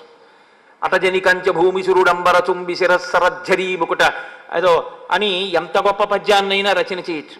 శ్రీమదాంధ్ర కవితా పితామహా సర్వతోముఖాంక పంకజక్ష పాదాంబుజాధీన మానసిందిందిర నందవరవర వంశోత్తం చతకోపతాప ప్రసాదాదితా సాధిత చతుర్విధ కవితామ తల్లి కల్లసాని చొక్కయామాచ్యపుత్ర పెద్దనార్య ప్రణీతంబైన స్వారోచిత మను సంభవంబరు మహాప్రబంధంబు అని ఎంతైనా చెప్పుండొచ్చు. కానీ దుర్జటి కాళహస్తీశ్వర శతకంతో తుల్యంగా భక్తి విషయంలో మనుచరిత్ర నిలబడగలదా? నిలబడదు. దానికి అలా ప్రతి వాళ్ళు దూర్జటి కాళహస్తీశ్వర శతకం అంటే తెలుగు వాళ్ళ నోటి మీద ఒక్క పద్యమైనా వచ్చి ఉంటుంది. ఇది మను చరిత్రలోంచి అలా ప్రతి పద్యం ఒక్క పద్యమైనా వచ్చి తెలుగు వాళ్ళు ఉంటారని మీరు చెప్పండి. పోతన గారి భాగవతంలోంచి ఒక్క పద్యమైనా వచ్చి ఉంటుంది, మను చరిత్రలోంచి వచ్చి ఉంటుందని చెప్పండి. ఉండదు. ఎందుకంటే ఒక్కటే కారణం, ఒక భక్తుడు ఎలా నిలబడాలో అలా నిలబడ్డాడు దూర్జటి. నిలబడ్డాడు కాబట్టే కాళహస్తీశ్వర శతకానికి ఆ స్థాయి వచ్చింది. అది కేవలం ఒక శతకం కాదు, 2 ఒడ్లున్నది కాదది. ఒకటో పద్యం ఓ ఒడ్డు, 100వ పద్యం ఓ ఒడ్డు, ఇటు నుంచి దిగి అటు నుంచి ఎక్కేది కాదది. ప్రతి పద్యం కూడా మీ జీవితానికి సమన్వయం అయ్యేటటువంటి అత్యద్భుతమైనటువంటి ఆ వాంగ్మయ స్వరూపం అది. ఈశ్వరుడి దగ్గర అటువంటి స్తోత్రం చేశాడు మహానుభావుడు. కేవలం ఆయన్ని స్తుతి చేసిన వాళ్ళు చాలామంది ఉన్నారు శతకాల రూపంలో. నువ్వు ఇంద్రుడివి, నువ్వు చంద్రుడివి, నువ్వు ఉపేంద్రుడివి, ఈశ్వర అంత గొప్పవాడి, ఇంత గొప్పవాడిని ఎంతమంది రాశారు. ఈశ్వరా నా ఎంది దోషాలున్నాయి, నన్ను ఎలా ఉద్ధరిస్తావు, నేను చేసినదేం లేదు అని చెప్పినవాడు ఎవరైనా ఉంటే అంత నిజాయితీగా చెప్పుకున్నాడు. శ్రీశైలేషు భజింతునో యభవు కాంచీనాథు సేవింతునో కాశీవల్లభు కల్వబోతునో మహాకాళేషు పూజింతునో నా శీలం వణువైన మీరువణుచున్ రక్షింపవే నీ కృపా శ్రీ శృంగార విలాసహాసములచే శ్రీకాళహస్తీశ్వర అని చెప్పుకున్నాడు. అంత మాత్రం చేత నేను అలసాని పెద్దన గారిని ఎంత మాత్రమూ తక్కువ చేయట్లేదు. మహానుభావుడు. ఆయన స్థాయి ఆయనది. ఎదురైన చోకవి గండపిండేరమునకి వెతగునని తానే పాదమున తొడగ ఎదురైన చో తన మదకరీంద్రము డిగ్గి కేలూత నొసగి ఎక్కించుకొని బిరుదైన కవి గండ పెండేరమునకి వెతగునని తానే పాదమున తొడగే గోకట గ్రామాజ్యనేకాగ్రహారంబులడిగిన సీమలు అందునిచ్చే ఆంధ్ర కవితా పితామహ అల్లసాని పెద్ద నామాచ్య అని నన్ను పిలుచునట్టి కృష్ణరాయలతోడ దివికేగలేక బ్రతికియున్నాడ జీవచ్ఛవంబునగుచు అని అత్యంత కృతజ్ఞతతో మహానుభావుడు చెప్పుకున్నాడు. నేను ఆ కోణంలో ఆయన్ని విమర్శ చేయట్లేదు. అటువంటి మహానుభావుని విమర్శ చేయడానికి నేను ఎంతటి వాడిని. నేను అన్నది ఈశ్వరుడి ముందు నిలబడి మీరు ఒక భక్తుడిగా నిలబడ్డం అంటే కన్ఫెషన్. మీరు ఈశ్వరుడితో మాట్లాడేటప్పుడు మీ లోపాలని, మీ తప్పుని, మీరు దేన్ని దాటలేకపోతున్నారో, ఎందుకైనా మీ అనుగ్రహం కావాలో మీరు మనసు విప్పి సర్వేశ్వరుడితో చెప్పుకోలేకపోతే ఇంకా మిమ్మల్ని ఉద్ధరించగలిగిన వాడన్నవాడు లోకంలో ఎవరుంటారండి అసలు? పదార్థం అక్కడుంది, ఉపయోగించుకోనప్పుడు మీకు ఎలాగ ఈశ్వరుడి యొక్క అనుగ్రహం కలుగుతుంది? అమ్మ అన్నం అంటే వండగలదేమో కానీ మీరు తినకపోతే ఆకలి ఎలా తీరుతుంది? ఈశ్వరుడు ఎదురుగుండా వచ్చి నిలబడగలడేమో కానీ మీరు ఆయన్ని నా దగ్గర ఈ దోషం ఉంది ఈశ్వరా దీన్ని తీసేయని మీరు అడగకపోతే ఆయన ఎలా తీయగలడు మీకు? కాబట్టి అది మీరు గమనించవలసి ఉంటుంది. అది భక్తికి సంబంధించినటువంటి ఒక గొప్ప విశేషం. ఆ పశ్చాత్తాపం చాలా గొప్పది. ఆ పశ్చాత్తాపం అనేటటువంటిది ఉన్నా వాడు తన తప్పు చెప్పుకోవడానికి భయపడడు. ఒకప్పుడండి ఎంత నేరం చేశాననుకుంటున్నారు? లేరనుకుంటున్నారా మీరు? ఆధ్యాత్మిక సామ్రాజ్యంలో సామ్రాట్టులై కూర్చున్నటువంటి వాళ్ళు ఒక్కొక్కప్పుడు పెద్ద పెద్ద విప్లవకారులై ప్రభుత్వాల మీద తిరగబడిన వాళ్ళు ఉన్నారు. అరబిందో లేరా? అరబిందో ఒకప్పుడు చాలా కాలం కారాగారంలో మగ్గిపోయినటువంటి మనిషి. అరబిందో జీవిత చరిత్ర చదివితే మీరు ఆశ్చర్యపోతారు. అటువంటి వ్యక్తి ఎటువంటి స్థాయికి చేరుకున్నారు? ఆయన ఏం దాచుకోలేదే. అది గతం, అలా అదొక జీవితం. ద్విజహ, ఇదొక పుట్టుక. పశ్చాత్తాపం కలిగితే నీ గతంలో చెడు చెప్పడానికి భయపడవు. నీ చారిత్రం మంచిదైతే అసలు నీ గురించి చెప్పుకోవలసిన అవసరం నీకుండదు. నేను ఎంతటి వాడినంటే చెప్పుకోవడానికి అంటావు. ఈ రెండూ లేకపోతే ఇంకా నీలో రావలసిన మార్పు ఏదో ఉందని గుర్తు. రామచంద్రమూర్తి అనృతం నహి రామస్య. ఆయన ఎప్పుడూ అబద్ధం చెప్పుకోవలసిన అవసరం ఆయనకి లేదు, అసలు ఆయనకి అలవాటు లేదు. ఆయన ఎప్పుడు అబద్ధం మాట్లాడరు. కదాచిదపి సమ్మతం విశేషేణ ఆశ్రమస్తస్య. ప్రత్యేకించి ఆశ్రమముల యందు ఆయన అస్సలు అబద్ధం ఆడరు. అంటే ఏమిటండి ఆశ్రమముల యందు అబద్ధం ఆడరు అంటే? మరి ఎప్పుడైనా అంటారేమో అన్నట్టుగా ఉంది కదా దాని అర్థం అని అనుమానం రావచ్చు. విశేషేణాశ్రమస్తస్య అంటే ఆశ్రమంలో తాను ఉండి మాట్లాడుతున్నప్పుడు కించిత్ ఎక్కడైనా ఒక చిన్న అసత్యం లాంటి దాన్ని చెప్పి ధర్మాన్ని నిలబెట్టవలసినటువంటి అవసరాన్ని కూడా తన భుజాల మీదకి ఎత్తుకోడు ఆయన. ఎందుకంటే అందులో ఉన్న వాళ్ళకి ధర్మం తెలుసు, తన కొత్తగా భుజాలకు ఎత్తుకోవలసింది లేదని గ్రహించి ఉంటాడు అని గుర్తు. ఒక ఉదాహరణ చెప్పాలంటే, సుమంత్రుడు అరణ్యవాసానికి రథం మీద తీసుకెళ్ళిపోతున్నప్పుడు దశరథుడు ఆపమంటున్నాడు, నువ్వు తోలమంటున్నావు. రేపు దశరథుడు తిరిగి వచ్చిన తర్వాత రథం ఆపలేదు ఎందుకు అని అడిగితే ఏం చెప్పను అంటే, రథచక్రముల సవ్వడిలో ఆపమని నువ్వు అన్న ధ్వని నాకు వినపడలేదని చెప్పేయి అన్నాడు. మరి అబద్ధం చెప్పడం ఒకటి, అబద్ధం చెప్పించడం ఒకటి కదా. అంటే తండ్రిని సత్యమునందు నిలబెట్టాలి అంటే తాను తప్పదని చెప్పి వెళ్ళిపోవాలి. ఒక పెద్ద సత్యం కోసం ఒక చిన్న అసత్యం దోషభూయిష్టమేం కాదు. ఒక్కొక్కసారి అలా ఉంది. దేవి భాగవతంలో దీని గురించి ఒక వృత్తాంతం ఉంది. ఏదో ఒక ఆయన పోని దేవి భాగవతం ఇప్పుడు మళ్ళీ అదంతా ఆఖ్యానాల జోలికి ఎందుకు కానండి, ఓ తేలిక ఉదాహరణ చెప్పాలంటే, ఓ అరుగు మీద ఓ బ్రాహ్మడు కూర్చున్నాడు అనుకోండి. ఇటు అరుగుంది ఇటు అరుగుంది, ఆవు పరిగెడుతోంది, ఆవు వెనకాతల కషాయివాడు పరిగెడుతున్నాడు. ఆవు పరిగెత్తింది, కషాయివాడిని అంత దూరంలో చూశాడు. ఆయన అరుగు దిగి అరుగుకి కూర్చున్నాడు. కషాయివాడు వచ్చి ఆవు ఇటు పరిగెత్తిందా అన్నాడు. ఏమో నేను ఈ అరుగు మీద కూర్చున్నాకేం వెళ్ళలేదే అన్నాడు. ఆ అరుగు మీద ఉండగా వెళ్ళింది కానీ ఈ అరుగు మీద ఉండగా వెళ్ళలేదుగా. మీకు తెలిసి ఆపాటి అబద్ధంతోనైనా మీరు ఒక ప్రాణిని రక్షించగలిగితే అప్పుడు మీది అబద్ధం కిందకి రాదు, అది ధర్మాన్ని రక్షించడం కిందే వస్తుంది. అలా మీరు అన్వయం చేసేసుకున్న అబద్ధాలు మాత్రం ఆడకూడదు. అది నిజంగా అంత ధార్మికమై ఉండాలి. ఒక పెద్ద ధర్మాన్ని నిలబెట్టడానికి ఒక చిన్న అబద్ధం ఆడడం ధర్మాన్ని రక్షించడమే అవుతుంది తప్ప అధర్మం కిందకి రాదు. కానీ అలా చిన్న చిన్న అబద్ధం ఏదైనా చెప్పి ధర్మాన్ని రక్షించవలసినటువంటి బాధ్యతని కూడా నెత్తికెత్తుకోడు ఆశ్రమంలో ఉంటే. ఎందుకంటే అక్కడ నాకు అవసరం లేదు, అక్కడ ఉండే వాళ్ళందరూ ధర్మావలంబకులే, నాకెందుకు ఆ మాట. కాబట్టి విశేషేణ ఆశ్రమస్తస్య సమీపే స్త్రీజనస్య చ. ఇది పురుషుడి యందు ఒక బలహీనత.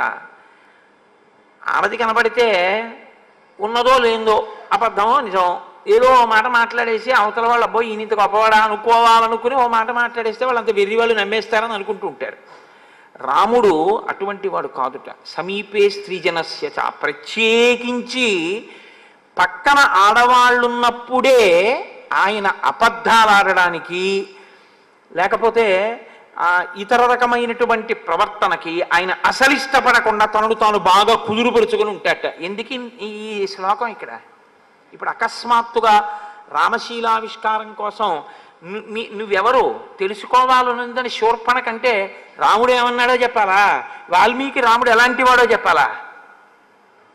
అంటే ఎదర మీరు చూడబోయేటటువంటి సంఘటనని, రాముడు మాట్లాడబోయే మాటల్ని మీరు ఈ కళ్ళద్దాలు పెట్టుకుని చూడవలసి ఉంటుంది జాగ్రత్తగా. తప్ప మీరు న్యాయమూర్తిగా కూర్చుని మీకు ఎలా తోస్తే అలా తీర్పులు చెప్పద్దు.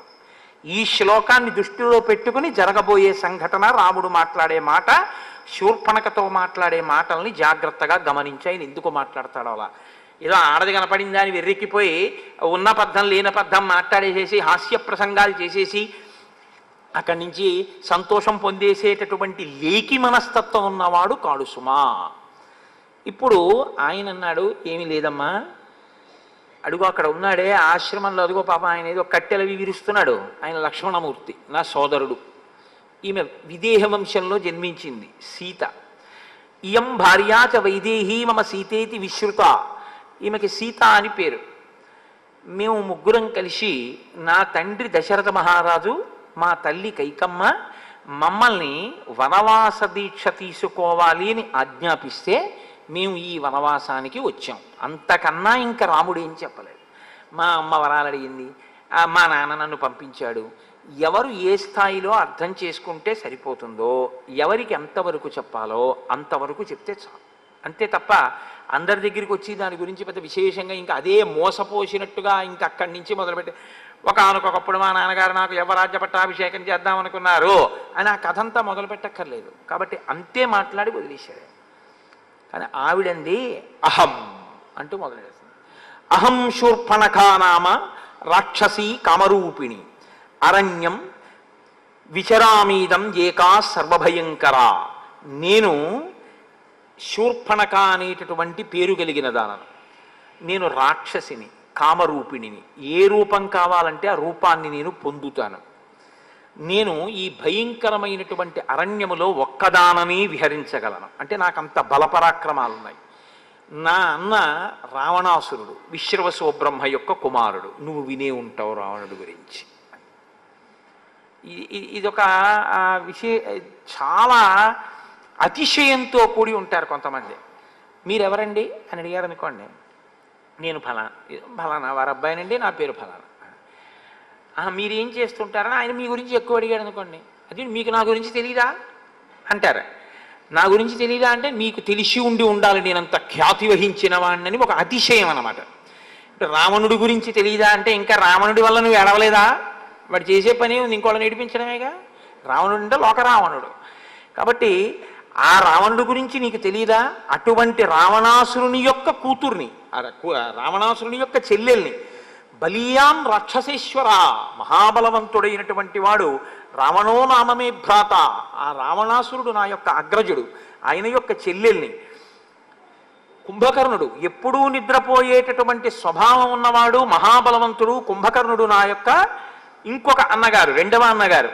నేను శూర్పణఖ అని పేరు కలిగినటువంటి చెల్లెల్ని. నా తర్వాత ఒక తమ్ముడు ఉన్నాడు. వాళ్ళ జనన క్రమంలో ముందు రావణుడు, తర్వాత కుంభకర్ణుడు, తర్వాత శూర్పణఖ, తర్వాత విభీషణుడు. విభీషణుడు ధర్మాత్ముడు. ఆవిడ ఏమందో తెలుసా అండి విభీషణుడు గురించి చెప్తూ, విభీషణస్తు ధర్మాత్మ నతు రాక్షస చేష్టిత. అబ్బే వాడు ఉన్నాడే ధర్మాత్ముడు, వాడికి అసలు రాక్షస గుణాలు ఒకటి. ఇది ఎలా ఉంటుందంటే హిరణ్యకశిపుడు ప్రహ్లాదుడిని చూసి గుండెలు బాదుకున్నట్టు ఉంటుంది. ఏమిటి వీరికి అసలు ఏమిటి ఒక్కటి రాలేదు, ఈ అల్లరి ఏమిటి, విష్ణుభక్తి ఏమిటి అని ఆయన ఏడిచినట్టు విభీషణస్తు ధర్మాత్మ. ఆ మాట రాముడికి చాలా సంతోషం. కానీ ఈవిడంటుంది నతు రాక్షస చేష్టిత, ఒక్క రాక్షస గుణం లేదు వాడికి, వాడు ఒక్కడే తప్పబుట్టాడు మా ఇంట్లో పనికి మాలినవాడు అని ఆవిడ బాధ ఆవిడిది. అంటే అని ఆవిడంది. రామచంద్రమూర్తి వంక చూసి నాకు అపారమైనటువంటి బలం ఉన్నదాన్ని, నేను ఈ అరణ్యంలో యథేచ్ఛగా విహరిస్తూ ఉంటాను కాబట్టి సముపేతాస్మి భావేన భర్తారం పురుషోత్తమం, నన్ను నీవు భార్యగా పొంది సుఖం అనుభవించు. ఏదో పెద్ద రామచంద్రమూర్తిని అనుగ్రహిస్తున్నట్లు మాట్లాడింది. అహం ప్రభావ సంపన్న స్వచ్ఛంద బలగామిని చిరాయ భవమే భర్త సీతాయా కింకరిష్యతి. నేను చాలా బలమున్నదాన్ని, ప్రభావమున్నదాన్ని, నన్ను భార్యగా పొందితే నువ్వు సంతోషం పొందుతావు, కానీ ఈ సీత వల్ల ఏం పొందుతావు? అసలు సీతమ్మ ఏమిటో, భార్య అంటే ఏమిటో, అనుగమించడం అంటే ఏమిటో, మనసులు కలవడం ఏమిటో ఆవిడికి ఏమైనా తెలిస్తేగా. ఆవిడ అప్పటికప్పుడు న్యాయం చెప్పేసిందంటే, అంటే ఆవిడ మనసులో ఇప్పుడు కోరిక ఉంది, ఆమె రాముడికి భార్యాస్థానంలో కూర్చోవాలనిపించింది. కాబట్టి ఇప్పుడు ఆ స్థానం ఖాళీ అయిపోవాలి. కాబట్టి ఇప్పుడు ఆవిడెవరు, ఎటువంటిది, అడవికి భర్తతో ఎందుకు కలిసి వచ్చింది, నేను ఇలా అనొచ్చా అనకూడదా, ఏముండదు.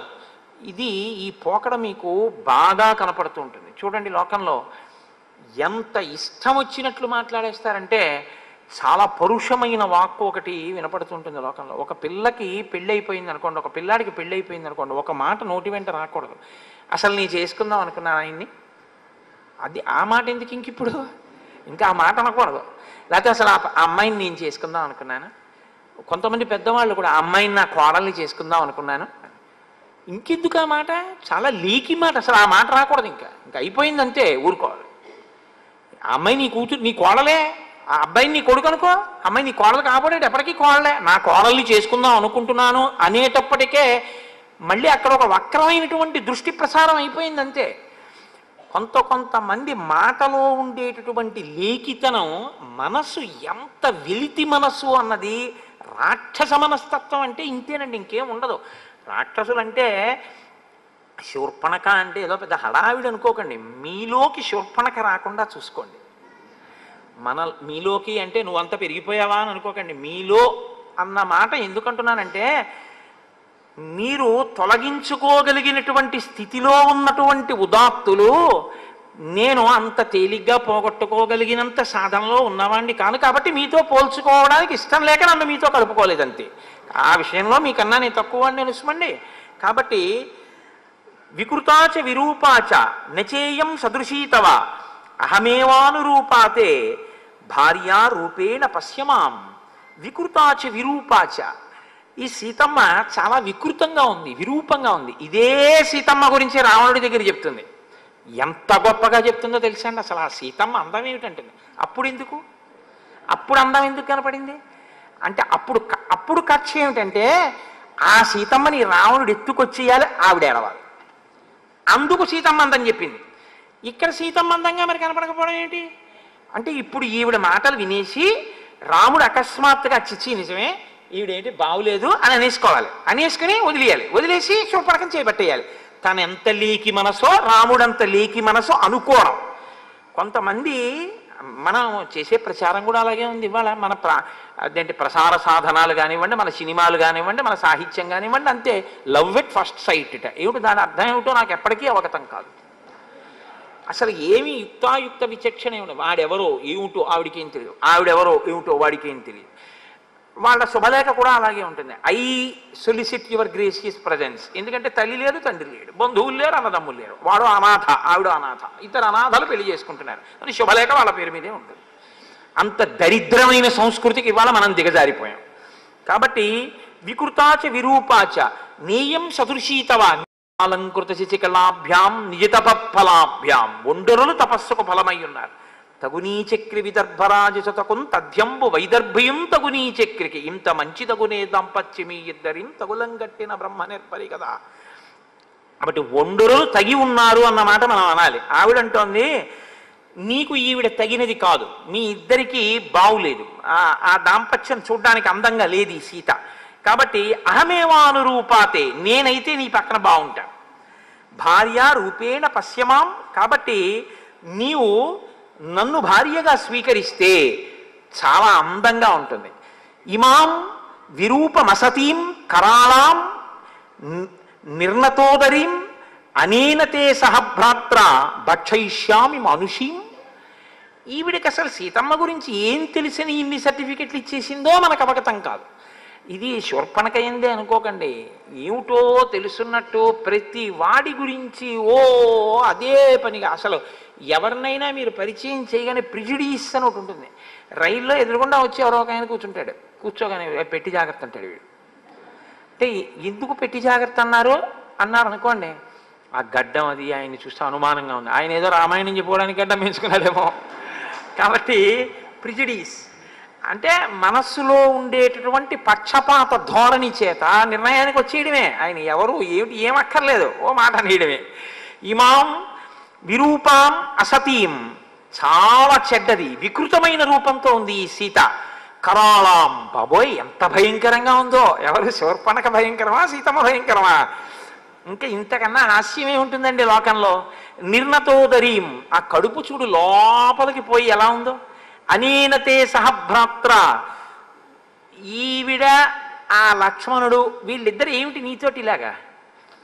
ఈవిడ పక్కనుంటే ఒప్పించి ఇప్పుడు ఆవిడ్ని దూరంగా పంపించి నన్ను భార్యాస్థానంలో కూర్చోపెట్టుకోవడం అనేటటువంటిది నీకు కొంచెం సమయం పడుతుందేమో. అంత సమయం నేను ఎదురు చూడడానికి సిద్ధంగా లేను. కాబట్టి ఏం చేస్తానంటే ఈ గొడవ వదిలిపోతే నన్ను స్వీకరిద్దాం అనుకుంటున్నాం. ఆ రాముడి చూపులు ఆవిడకి అంతే అర్థమయ్యాయి అనుకోవాలి.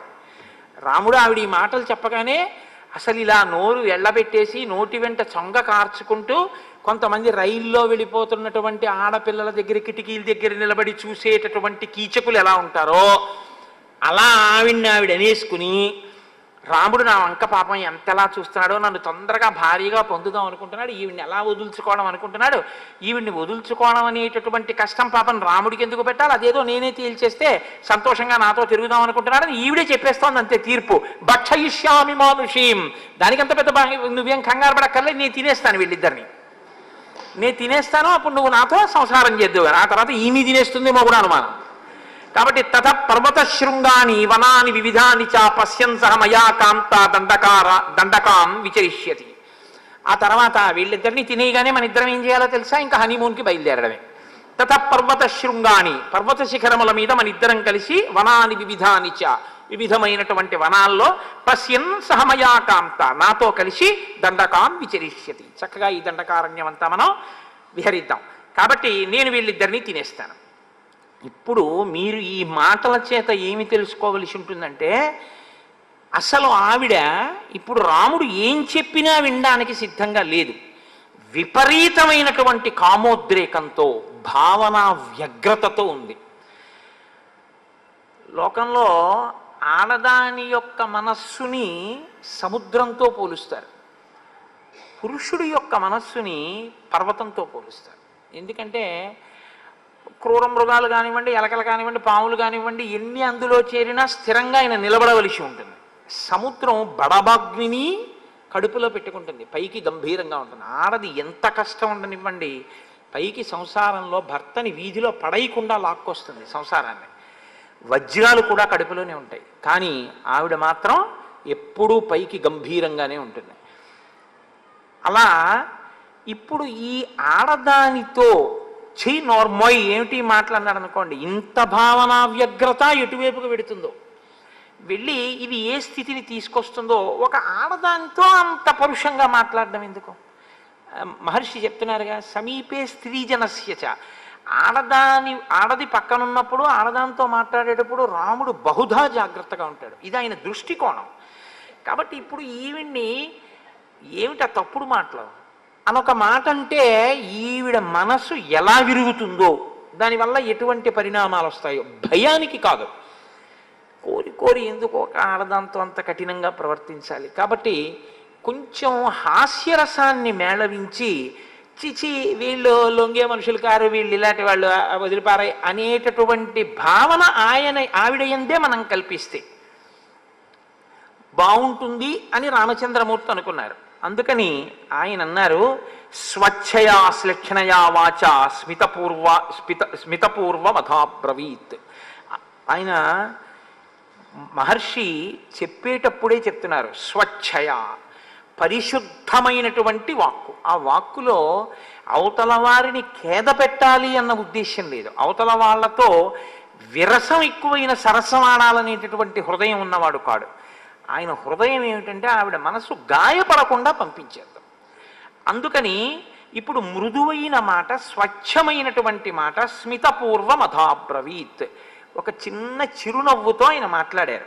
ఆయన అన్నారు, కృతదారోస్మి భవతి భార్యేయం దయితా మమ త్వద్విధానాం తు నారీణాం సుదుఃఖ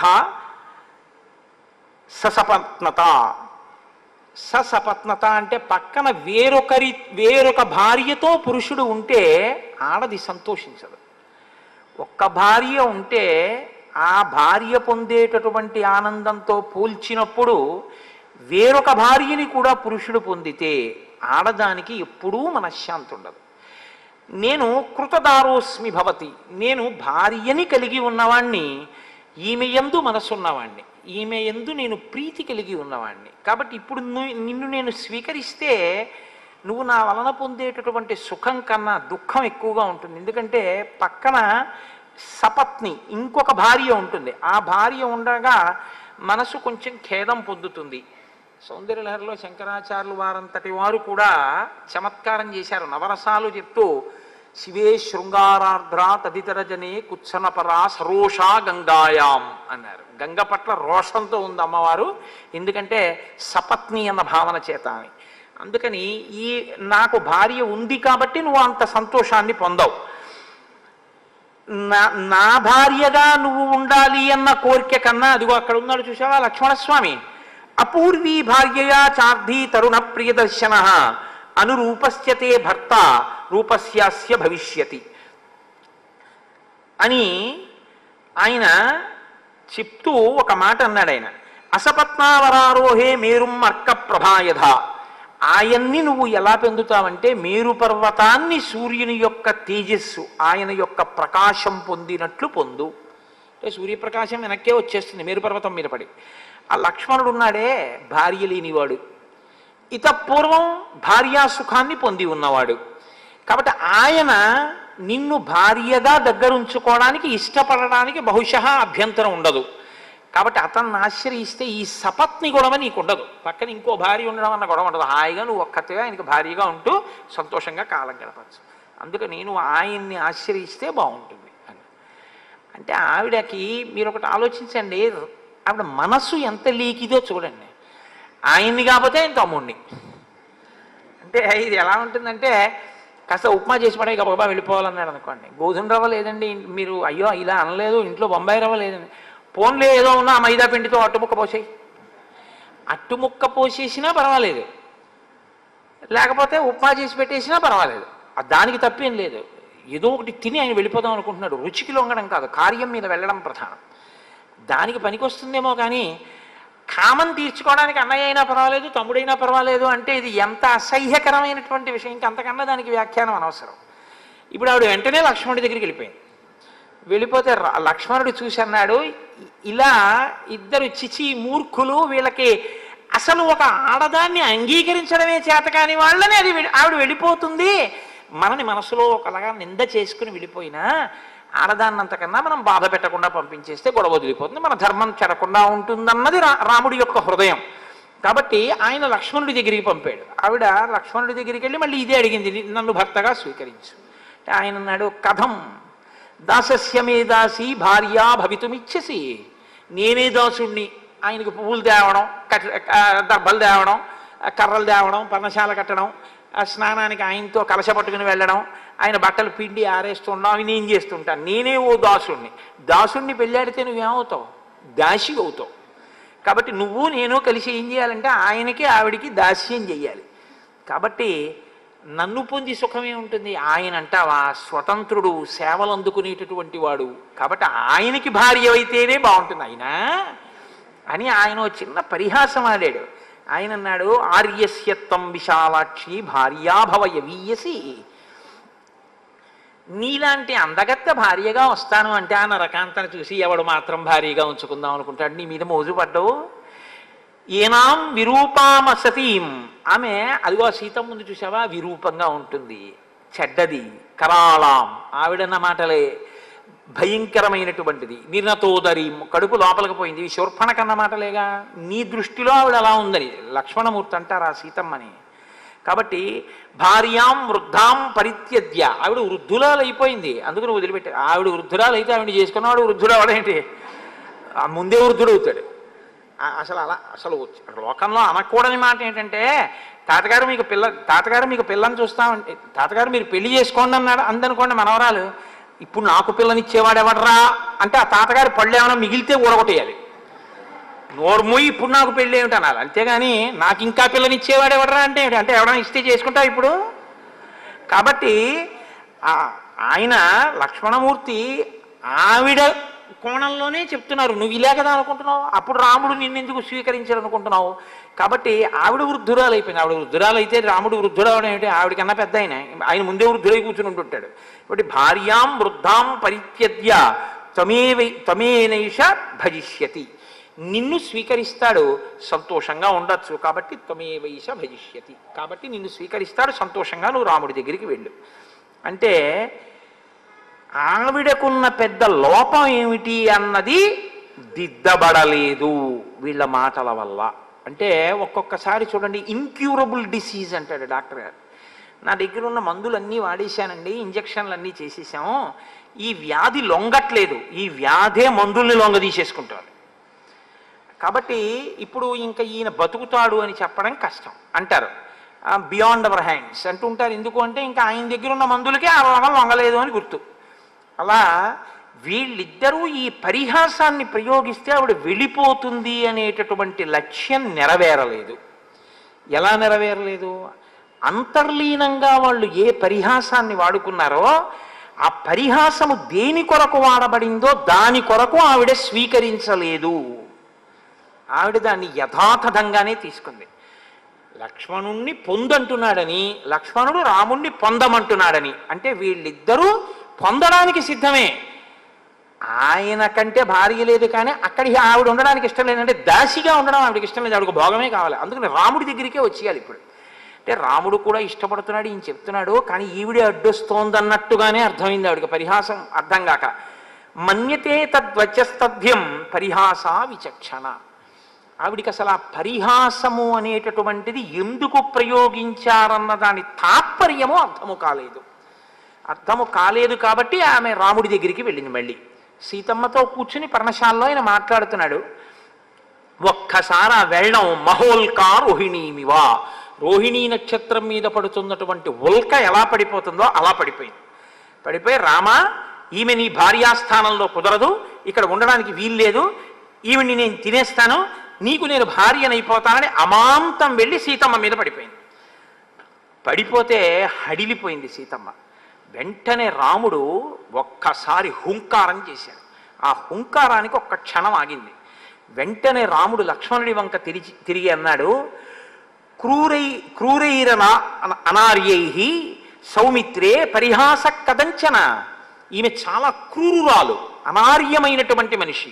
ఇటువంటి ఆవిడితో పరిహాసం కుదిరేటట్టుగా లేదు. ఇటువంటి ఆవిడితో ఎక్కువ పరిహాసం మంచిది కాదు కూడా. నా కార్య పశ్య వైదేహీం కథంచిత్ సౌమ్య జీవతీం. కొంచెం నేను కానీ జాగరూకుడనై ఉండి ఉండకపోతే సీతమ్మ బతికి ఉండేది కాదేమో, అమాంతం కొరికి తినేస్తుంది కూడా. కాబట్టి ఇమాం విరూపాం అసతీం, ఈమెని ఇటువంటి చెడ్డ మనిషిని విరూపం చేసేసాయి. ఎందుకంటే ఈమె నేను మంచి స్వరూపిణి అన్న భావనతో కామోద్రిక్తయ్యి ప్రవర్తించకూడని రీతిలో ప్రవర్తిస్తోంది. కాబట్టి విరూపం చెయ్యి, అప్పుడు ఇటువంటి భావనలు పోతాయి. చంపడం ఇష్టం లేక ఆడదాన్ని సాధ్యమైనంత అవకాశం ఇచ్చే ప్రయత్నం రామచంద్రమూర్తి చేస్తున్నారు. కాదు కాదు, ఒక నరుడిగా అలా ప్రవర్తించినట్లు కనపడుతూ అవతార ప్రయోజనాన్ని కూడా సిద్ధింపచేస్తుంటారు. లేకపోతే తాటకని సుబాహుని చంపినటువంటి వారు మారీచుణ్ణి విడిచిపెట్టడం కూడా రామావతార ప్రయోజనం సిద్ధింపచేసుకోవడానికి మార్గమే అయింది. కాబట్టి ఇమాం విరూపమసతీం అతిమత్తాం మహోదరీం రాక్షసీం పురుషవ్యాఘ్ర విరూపయితుమర్హసి. ఈమెని వెంటనే నువ్వు విరూపని చెయ్యి అనేటప్పటికీ చిచ్ఛేద కర్ణనాశం మహాబల. అక్కడే ఉన్నటువంటి ఖడ్గాన్ని తీసి లక్ష్మణమూర్తి ఆమె యొక్క ముక్కు చెవులు కోసేశాడు. ముక్కు చెవులు కోసేస్తే చాలా విరూపంగా ఉంటారు కదండి. చెవులు అనేటటువంటివి ఏదో కళ్ళజోడు పెట్టుకోవడానికి బాగుండేవిలా ఉంటాయి అనిపిస్తుందేమో, కానీ నేను ఒకసారి రైల్లో వెళ్తున్నప్పుడు నేను నిద్రపోతుండగా లోయర్ బెర్త్లో ఉండగా పక్క బెర్త్లోకి ఎవరో రాత్రి వేళ ఏదో జాయినింగ్ ఎట్ సో స్టేషన్స్ ఉంటారు కదా, వచ్చి పడుకున్నారు. అయిపోయిందా, దుప్పటి కప్పారు, పడుకోబెట్టారు. ఆ మర్నాడు నేను ఉదయం నిద్ర లేచి మొహం కడుక్కుని కూర్చున్నాను. సికింద్రాబాద్లో దిగిపోవాలి. సికింద్రాబాద్ అంటే ఎంతసేపు పడుతుంది? గోదావరి ఎక్స్ప్రెస్. ఆ రోజుల్లో గౌతమి లేదు. ఆయన ఈ పడుకున్న అయినటువంటి ముఖం మించి బట్ట కిందకి జారిపోయింది. నాకు ఒక 2 రోజులు భోజనం సహించలేదు. కారణం ఏంటంటే ఆయన ఏ అగ్ని ప్రమాదానికి లోనయ్యాడో నాకు తెలియదు, కానీ ఆయన కనుగుడ్లు, ముక్కు, చెవులు అన్నీ కాలిపోయాయి. కాలిపోవడంలో ఈ ముక్కుకు బదులు 2 కన్నాలు మాత్రమే కనపడుతున్నాయి. ఈ చెవులు తీసేసి వీటి బదులు ఇక్కడ 2 కన్నాలు కనపడుతున్నాయి. నాకు విరూపం పొందడం, ముక్కు చెవులు కొయ్యడం అంటే ఎంత వికృతంగా ఉంటారో, ఎంత ఇక వెళ్ళి ఎవరి దగ్గర నేను అందగత్తెనని చెప్పుకోకుండా ఉండడానికి లక్ష్మణుడు విరూపవతిని ఎందుకు చెయ్యవలసి వచ్చిందో, ఎందుకు ముక్కు చెవులు కోశాడో అప్పుడు అర్థమైంది. ఆ ముక్కు చెవులు పోతే అంత విరూపాన్ని పొందుతారు, కానీ ప్రాణం మాత్రం పోదు. ఏదో వైటల్ ఆర్గాన్ని తీసేసినట్టుగా మాత్రం కాదు. ఎందుకంటే ముక్కు కోసేసినంత మాత్రాన ఊపిరాడకపోదు, చెవులు తీసేసినంత మాత్రాన వినపడవలసినవి వినపడకుండా ఉండవు. ఇక నుంచి కనీసం ఆవిడ ఈ మాట అనకూడదు, జాగ్రత్తగా వినాలి, జాగ్రత్తగా చూస్తూ ఉండాలి, జాగ్రత్తగా వాసనలు గ్రహిస్తూ ఉండాలి. తప్ప ఇష్టం వచ్చినట్టు ప్రధాన ప్రయోజనం ఒక్కటే స్పష్టంగా రాముడు చెప్తున్నాడు, విరూపను చెయ్యి, చంపమని చెప్పలేదు. ఇక ఎప్పుడూ ఇటువంటి కామోద్రేకం పొందకూడదు, ఈవిడ ఎవరినీ బాధ పెట్టకూడదు. కాబట్టి వెంటనే లక్ష్మణమూర్తి ఆ ముక్కు చెవులు కోసేశారు. ఇప్పుడు ఆవిడ పెద్ద కేక వేసుకుంటూ, పెద్ద గర్జన చేసుకుంటూ ఆ కారిపోతున్నటువంటి నెత్తుటితోటి కరుడు అనబడేటటువంటి ఆవిడ సోదరుడి దగ్గరికి వెళ్ళి పడిపోయింది. అక్కడే జనస్థానంలో ఆయన 14,000 మంది రాక్షసులతోటి ఉంటున్నాడు. ఆ కరుడు ఆయన దగ్గర ఉండేటటువంటి సేనాధిపతులు త్రిశిరసుడు అనబడేటటువంటి ఆయన 3 తలకాయలతో ఉంటాడు. దూషణుడు అనబడేటటువంటి ఒక సేనాధిపతి, 14,000 సైన్యం. వీళ్లతో కరుడు ఆ జనస్థానంలో ఉంటున్నాడు. ఈ కరుడు విశ్రవసో బ్రహ్మయందు పాక అనబడేటటువంటి ఒక రాక్షసాంగన యందు జన్మించినవాడు. అందుచేత శూర్పణఖకి సోదరుడయ్యాడు అని మహాభారతంలో ఉంది. కాబట్టి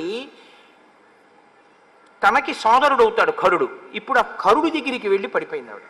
పడిపోతే ఆయన అన్నాడు, ఏమీ ఎవరికి అపకారం చేయకుండా పడుకున్నటువంటి నల్లత్రాసు యొక్క తోక ముట్టుకున్నవాడెవడు, కోరి కోరి ప్రాణముల మీదకి ఉపద్రవం తెచ్చుకున్నవాడెవడు, జనస్థానంలో నేను ఇంతమంది రాక్షసులతో ఉండగా నీ ముక్కు చెవులు కోసి నిన్ను విరూపని చేసిన వాడెవరు, నాకు చెప్పవలసింది. అంటే ఆవిడికి ఇంకా ఎంత కామ ఉండిపోయిందంటే రామలక్ష్మణుల మీద. ఆవిడంది, తరుణౌ రూపసంపన్నౌ సుకుమారౌ మహాబలౌ పుండరీక విశాలాక్షౌ చీర కృష్ణాజినాంబరౌ ఫలమూలాశనౌ దాంతౌ తాపసౌ ధర్మచారిణౌ పుత్రౌ దశరథస్యాస్తం భ్రాతరౌ రామలక్ష్మణౌ. నేను దండకారణ్యంలో ఇద్దరిని చూశాను. వాళ్ళు తరుణవు, మంచి యవ్వనంలో ఉన్నవాళ్ళు, రూపసంపత్తి కలిగినటువంటి వాళ్ళు, సుకుమారులు, మహాబలవంతులు, విశాలమైనటువంటి కన్నులు కలిగినటువంటి వాళ్ళు, నారచీరలు కట్టుకున్న వాళ్ళు, ఆ జింక చర్మాన్ని కట్టుకున్నటువంటి వాళ్ళు, ఫలమూలములను తింటున్న వాళ్ళు, ఇంద్రియ నిగ్రహము కలిగినటువంటి వాళ్ళు, తాపసులు, ధర్మమును ఆచరించేటటువంటి వాళ్ళు, దశరథ మహారాజు యొక్క పుత్రులు, అన్నదమ్ములు, రామలక్ష్మణులు అన్న పేరు కలిగినటువంటి వాళ్ళు. వాళ్ళ మధ్యలో ఒక ఆడదుంది. జరిగిన వృత్తాంతాన్ని జరిగినట్టు చెప్పదు. ఇప్పుడు ఏది రాముడు జరగకూడదనుకున్నాడో అదే జరిగింది. ఆడదాని పగ కింద తిరిగింది రామాయణం. నేను మీతో మనవి చేసింది ఇదే. శ్రీరామాయణం ఎక్కడ మీరు అయిపోతుంది అనుకుంటారో అక్కడ ఒక ఆడదొచ్చి రామాయణాన్ని కొనసాగిస్తుంది. ఎప్పుడో అయోధ్యకాండలో అయిపోవలసిన రామాయణాన్ని మందరా ప్రవేశంతో పెరిగింది. మళ్ళీ ఇక్కడ అయిపోతోందని అగస్త్యుడే ఒప్పుకున్నాడు. అయిపోయిందయా, మీ నాన్నగారు అడిగిన వరం ప్రకారం 14 ఏళ్ళు పూర్తి అయిపోవచ్చే, ఇంకో ఏడాది దగ్గర ఉంది. శూర్పణకొచ్చి కథని పొడిగిస్తోంది. ఎదర సీతమ్మ తల్లి ఉరి వేసుకుందాం అనుకుంటే త్రిజట పొడిగిస్తుంది. రావణాసురుడు కత్తెత్తితే ధాన్యమాలిని పొడిగిస్తుంది. ఇలా రామాయణం ఎక్కడ అయిపోతోందనుకుంటే అక్కడ ఒక స్త్రీ పాత్ర వచ్చి దాన్ని ఇంకా ముందుకి కొనసాగింపచేస్తూ ఉంటుంది. కాబట్టి ఆవిడ రామలక్ష్మణుల గురించి చెప్పినది సత్యం. నేను రామలక్ష్మణుల్ని కామించాను, కానీ రాముడు తన భార్య అయిన సీత యందు అనురక్తి కలిగిన వాడు కాబట్టి నన్ను అంగీకరించలేదు. వాళ్ళిద్దరూ నన్ను అంగీకరించకపోతే నేను సీతమ్మని తినేయబోయాను. అప్పుడు లక్ష్మణుణ్ణి పిలిచి నన్ను విరూపని చేయమన్నారని కొనసాగించాలి ఇప్పుడు కథాభాగాన్ని. అలా కొనసాగిస్తే ఆవిడ హృదయం చాలా మంచిదైంది అని గుర్తు కదండి. సత్యం కదా మాట్లాడుతుంది ఆవిడ. అలా ఎలా మాట్లాడుతుంది? ఇప్పుడు ఎక్కడ మెలిక తిప్పాలో అక్కడ తిప్పుతుంది కథని. అంటే తనది తప్పు లేదు, వాళ్ళదే తప్పన్నట్టు మాట్లాడుతుంది. కరుడన్నవాడి యొక్క రాక్షసత్వం ఏమిటో తెలుసా అండి? తన చెల్లెలు ఎంత గొప్పదో ఆయనకి తెలుసు, కానీ పైన అలా మాట్లాడుతున్నావే, తాపసవు అంటున్నావే, కందమూలములు తిన్నవాళ్ళు అంటున్నావే, దాంతవు జితేంద్రియులు అంటున్నావే, అలాంటి వాళ్ళు నీ ముక్కు చెవులు ఎందుకు కోశారు? కేవలం ఒక చిన్న కారణానికి కోసేస్తారా అని విచారణ చేసే ప్రయత్నం ఆయన చేయడు. తలుచుకున్నప్పుడే తాత పెళ్ళి అంటారే, అటువంటి వాళ్ళకి ఏమిటంటే అవకాశం దొరికితే చాలు వెళ్ళి మీద పడిపోవడం ఎవరి మీద. ఇప్పుడు ఆవిడంది, తరుణీ రూపసంపన్న సర్వాభరణ భూషిత దృష్టా తత్ర మయా నారీ తయోర్మధ్యే సుమధ్యమ తాభ్యాం ఉభాభ్యాం సంభూయ ప్రమదాం అధికృత్యతాం ఇమాం అవస్థాం నీతాహం యథా అనాథా సతీ తథా.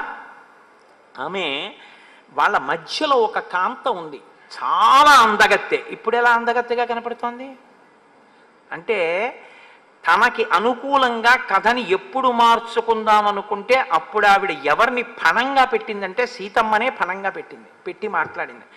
ఒక ఆడదాని కక్ష ఎవరి వైపుకి తిరిగిందంటే ఆడదాని వైపుకే తిరిగింది. ఎందుకని అంటే ఆ స్థానం భర్తీ అయి ఉండడమే తను ఆ స్థానాన్ని ఆక్రమించలేకపోవడానికి కారణం. పగంతా సీతమ్మ వైపుకే తిరిగింది. అందుకేగా అగస్త్యుడు అన్నాడు, ఇక సీతమ్మ నువ్వు తిరగకుండా కూర్చోవలసిన సమయం ఆసన్నం అవుతోందని, ఆవిడ చేరాలి శిశుపావృక్షం కిందకి. కాబట్టి అనాథని ఎలా అవమానిస్తారో అలా నేను ఆమె జోలికి వెడితే, అంటే మనం రాక్షసులం కాబట్టి అందంగా కనపడినటువంటి దాన్ని తినడం వాళ్ళకి ఇష్టం. మన లోకంలో ఎలా ఉంటుందంటే అక్కడ యాపిల్ పండు, ఓ కమలా పండు, ఓ బత్తాయి పండు, ఓ ద్రాక్ష పళ్ళ గుత్తి ఉన్నాయనుకోండి, మీకు అవసరం ఉన్నా లేకపోయినా మంచి గులాబీ రంగులో పొటమరించినట్టుగా ద్రాక్ష పళ్ళు, ఇంతంత కమలా పళ్ళు, ఇంతంత మామిడి పళ్ళు ఉన్నాయనుకోండి. మామిడి పండు అప్పటికప్పుడు తినడం కష్టం, దానికి ఏదో పళ్ళె ఉండాలి, పక్కకి వెళ్ళాలి, దాన్ని తినాలి, చేతులు నిండా పడుతుంది, కడుక్కోవాలి. అదే ద్రాక్ష పండు అనుకోండి, ఇలా నోట్లో పడిచుకోవడం తేలిక. కాబట్టి ఆ ముగ్గురులో నువ్వు సీతనే ఎందుకు తిందాం అనుకున్నావు ముందు? ఓ ద్రాక్ష పండు అంత నదరగా ఉంది కాబట్టి నేను సీతమ్మని తినడం కోసమని వెళ్ళాను, సీతమ్మ జోలికి వెళ్ళాను. వాళ్ళిద్దరు ఏం చేశారో తెలుసా? ఆ పాటి దానికి ఇలా కోసేశారు ముక్కు చెవులు, విరూపం చేసేశారు. నీ దగ్గరికి వచ్చి పడిపోయాను, అన్నయ్య నువ్వు నన్ను సఫలీకృత మనోరథను చెయ్యాలి. ఇప్పుడు నా కోరిక ఏమిటో తెలుసా? సఫేనం పాతుమిచ్చామి రుధిరం రణమూర్ధని. యుద్ధంలో నువ్వు వాళ్ళ ముగ్గురిని చంపేస్తే వాళ్ళ శరీరములలోంచి పైకి ఉబికి వస్తున్నటువంటి నురగలతో కూడిన నెత్తుటిని నేను పానం చెయ్యాలి. అది నా కోరిక. కాబట్టి నువ్వు వెంటనే వాళ్ళ ముగ్గురిని చంపే. అది ఏమైనా చిన్న పని అండి, వెళ్ళి ఒకసారి ఉత్తరీయం అడిగి పట్టరా అన్నంత తేలికేం కాదు కదా. అంతే. ఆయన ఉద్ధతి కూడా అలాగే ఉంటుంది. రాక్షసుడంటే వినదగునెవ్వరూ చెప్పినా అన్నట్లుగా వినినంతనే వేగపడక వివరింపదగున్ కనికల్ల నిజము తెలిసిన మనుజుడే పోనీతి పరుడు మహిళోషుమతి. ఆయనకి అదేం అక్కర్లేదు. విన్నాడంతే పగ. ఎక్కడెక్కడ ఎవడి మీద తగువుకెళ్ళడానికి అవకాశం దొరుకుతూ ఉంటుందా అని వాళ్ళు వెతుక్కుంటుంటారు. అప్పుడు వెంటనే ఆయన ఏమన్నాడంటే 14 మహాబలాన్, ఓ 14 మంది బలవంతులైనటువంటి వాళ్ళని పిలిచాడు. పిలిచి మీరు ఆ రామచంద్రమూర్తి మీదకి యుద్ధానికి వెళ్ళండి, రామలక్ష్మణుల్ని సంహరించి రండి. వాళ్ళు అనుకున్నారు సీతారామలక్ష్మణులు తాపసులు నరులు, పెద్ద చంపడం పెద్ద విశేషం ఏమిటి, వాళ్ళు పెద్ద గంటకత్తులు వేసుకుని వెళ్ళిపోయారు. దాని గురించి పెద్ద నేనేం వర్ణన చేయవలసిన అవసరం అందులో ఏం ఉండదు. వాళ్ళు వెళ్ళిపోయి ఆయన్ని యుద్ధానికి పిలిచారు. ఆయన అన్నాడు మీరు ఎవరు, ఎందుకు వచ్చారు యుద్ధానికి అని అడిగాడు. ఆయన విషయం కనుక్కోకుండా అలా వీళ్ళల్లా ఆయన చంపేస్తే అప్పుడు రాముడికి కరుడికి తేడా ఏమి ఉండదు. అంటే వాళ్ళు ఇదిగో ఫలానా కారణానికి నువ్వు శూర్పణకి అవమానం చేసావుట, అందుకని నిన్ను చంపేయడానికి వచ్చేసాం మేము. ఆయన అన్నాడు మీరు నన్ను చంపేయడం ఏమిటి, నేను ఒక ధార్మికమైన మార్గంలో ఉన్నవాడిని, ధార్మికమైన నిష్ట కలిగినటువంటి వాడిని. మీరు నా జోలికి వస్తే మాత్రం మీరు 14 మంది మిగలరని గుర్తించండి. వాళ్ళు అలా ఏం మాటలకి వినేటటువంటి వాళ్ళు కారు. కాబట్టి ఇప్పుడు 14 మంది ఆయన మీదకి యుద్ధానికి వెళ్ళారు. ఆయనకి అది పెద్ద విశేషమే ఉంటుందండి. రామచంద్రమూర్తికి 14 మంది యొక్క గుండెలు చీల్చి అసలు పారేశాడు. ఒకేసారి 14 బాణములను ప్రయోగించాడు. అవి వీళ్ళ గుండెలను చీల్చి భూమిలో గుచ్చుకుని వెనక్కి తిరిగి వచ్చాయి. 14 మంది తెగటారిపోయారు. విచిత్రం ఏమిటంటే దీనికి ముక్కు చెవులు తెగిపోయి ఇంకా నెత్తురు కారుతున్నా ఈవిడ కూడా వచ్చింది వెనకాల శోభనకి. ఎందుకో తెలుసా అండి, ఆవిడ కోరిక పగ, కామము దేని కింద మారిందంటే పగగా మారింది. ఇది కదూ లలితా సహస్రనామ స్తోత్రంలో అమ్మవారి చేతిలో ఒక చేతిలో 5 పుష్పబాణములు ఉంటాయి. మనోరూపేక్షకోదండ పంచతన్మాత్రశాయక. ఆవిడ క్రోధాకార అంకుశోజ్వల. అమ్మవారి అనుగ్రహం ఉంటే నాకు ఈ దిక్కుమాల కోపం ఏమిటని కోపం మీద కోపం వస్తుంది. కోపం మీద కోపం వచ్చింది అంటే మీరు సాధకుడు అయ్యారని గుర్తు. అమ్మవారి అనుగ్రహం ఉంటే కోపం మీద కోపం, అమ్మవారి అనుగ్రహం లేనంతసేపు కామం తీరకపోతే కోపం, తీరితే తృప్తి, తీరకపోతే కోపం. అక్క చెల్లెలు 2 పక్క పక్కనే ఉంటాయి. కాబట్టి ఇప్పుడు ఆవిడికి కోరిక తీరలేదు కాబట్టి ఏది పుట్టింది, పక్కన పగ పుట్టింది. ఇప్పుడు ఆ పగ చల్లారాలంటే తన కళ్ళతో చూడాలి, సీతారామ లక్ష్మణులు తెగటారిపోవాలి, ఆ నిత్తురు జుర్రుకోవాలి.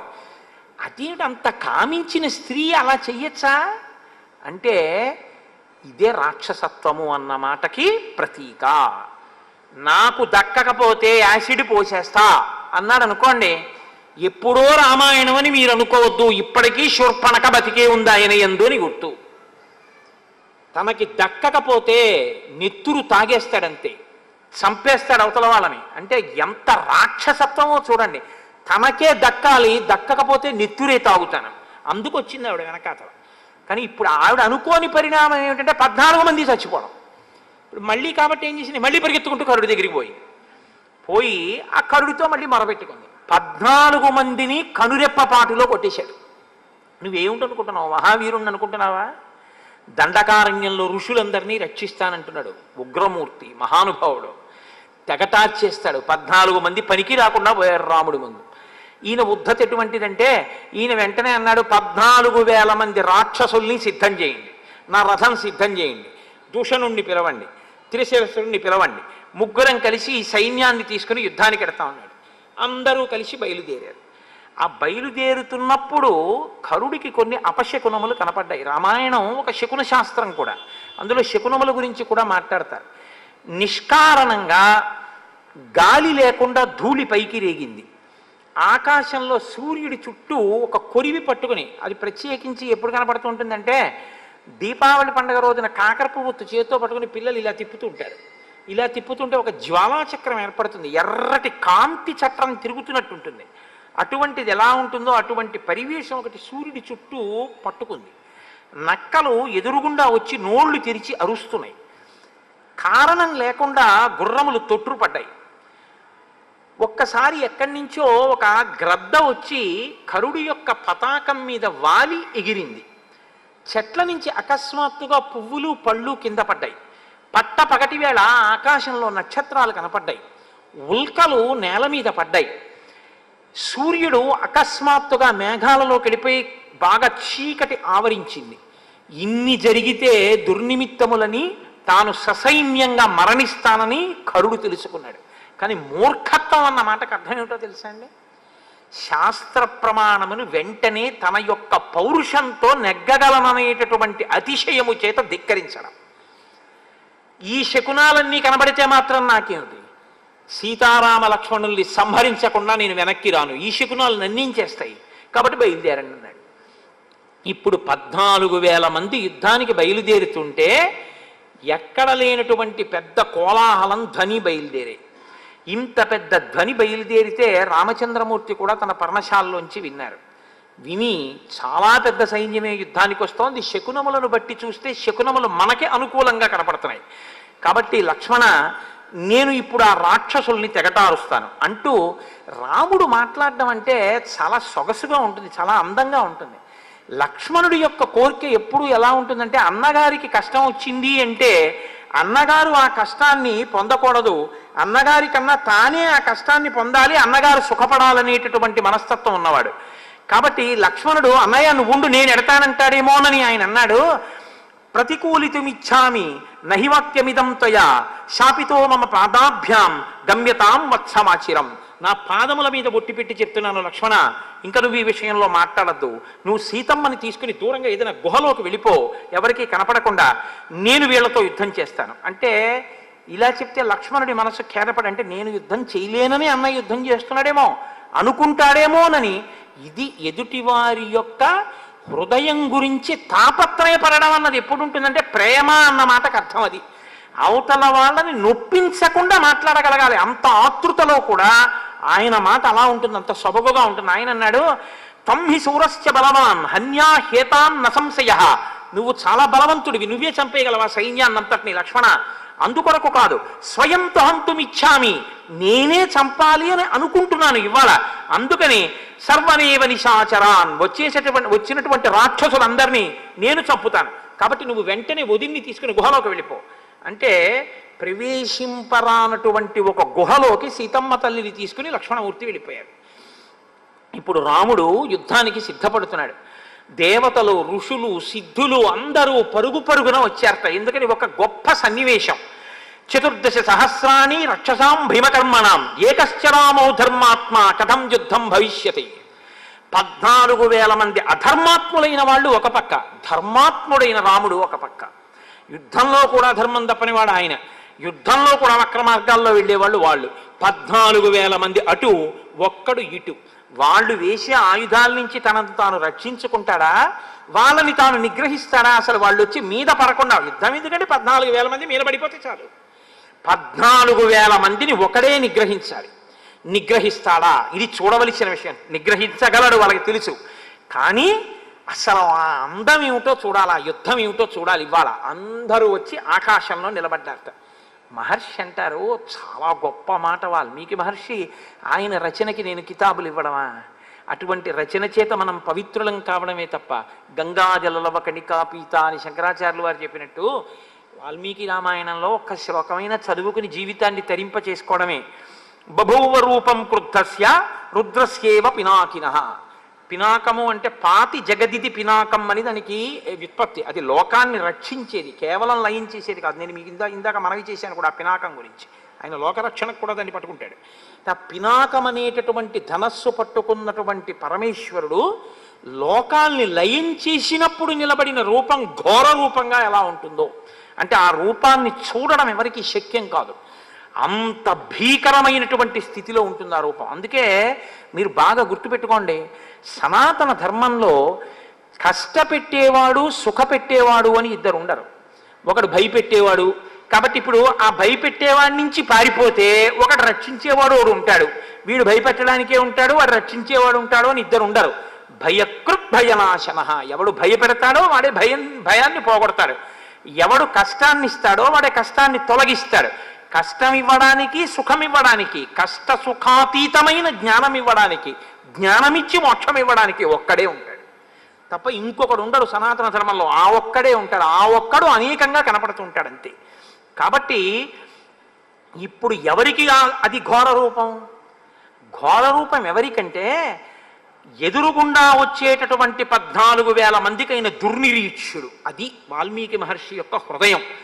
అక్కడ అది రుద్రస్వరూపం. ఆ స్వరూపం యొక్క తేజస్సు ముందు వాళ్ళు మడిసిపోవలసిందే.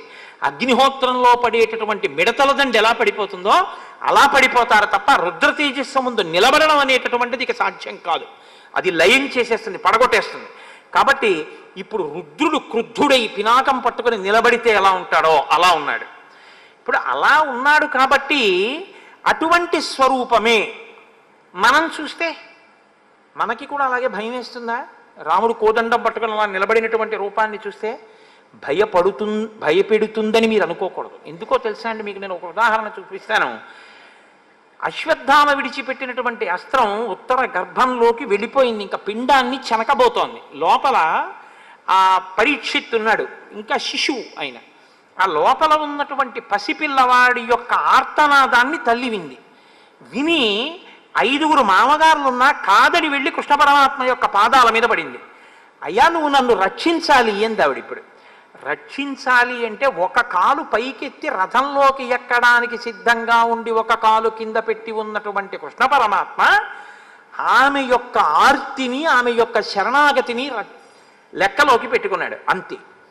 ఇక్కడే ఉన్న కృష్ణుడు ఒక్కసారి ఉత్తరాగర్భంలోకి ప్రవేశించాడు.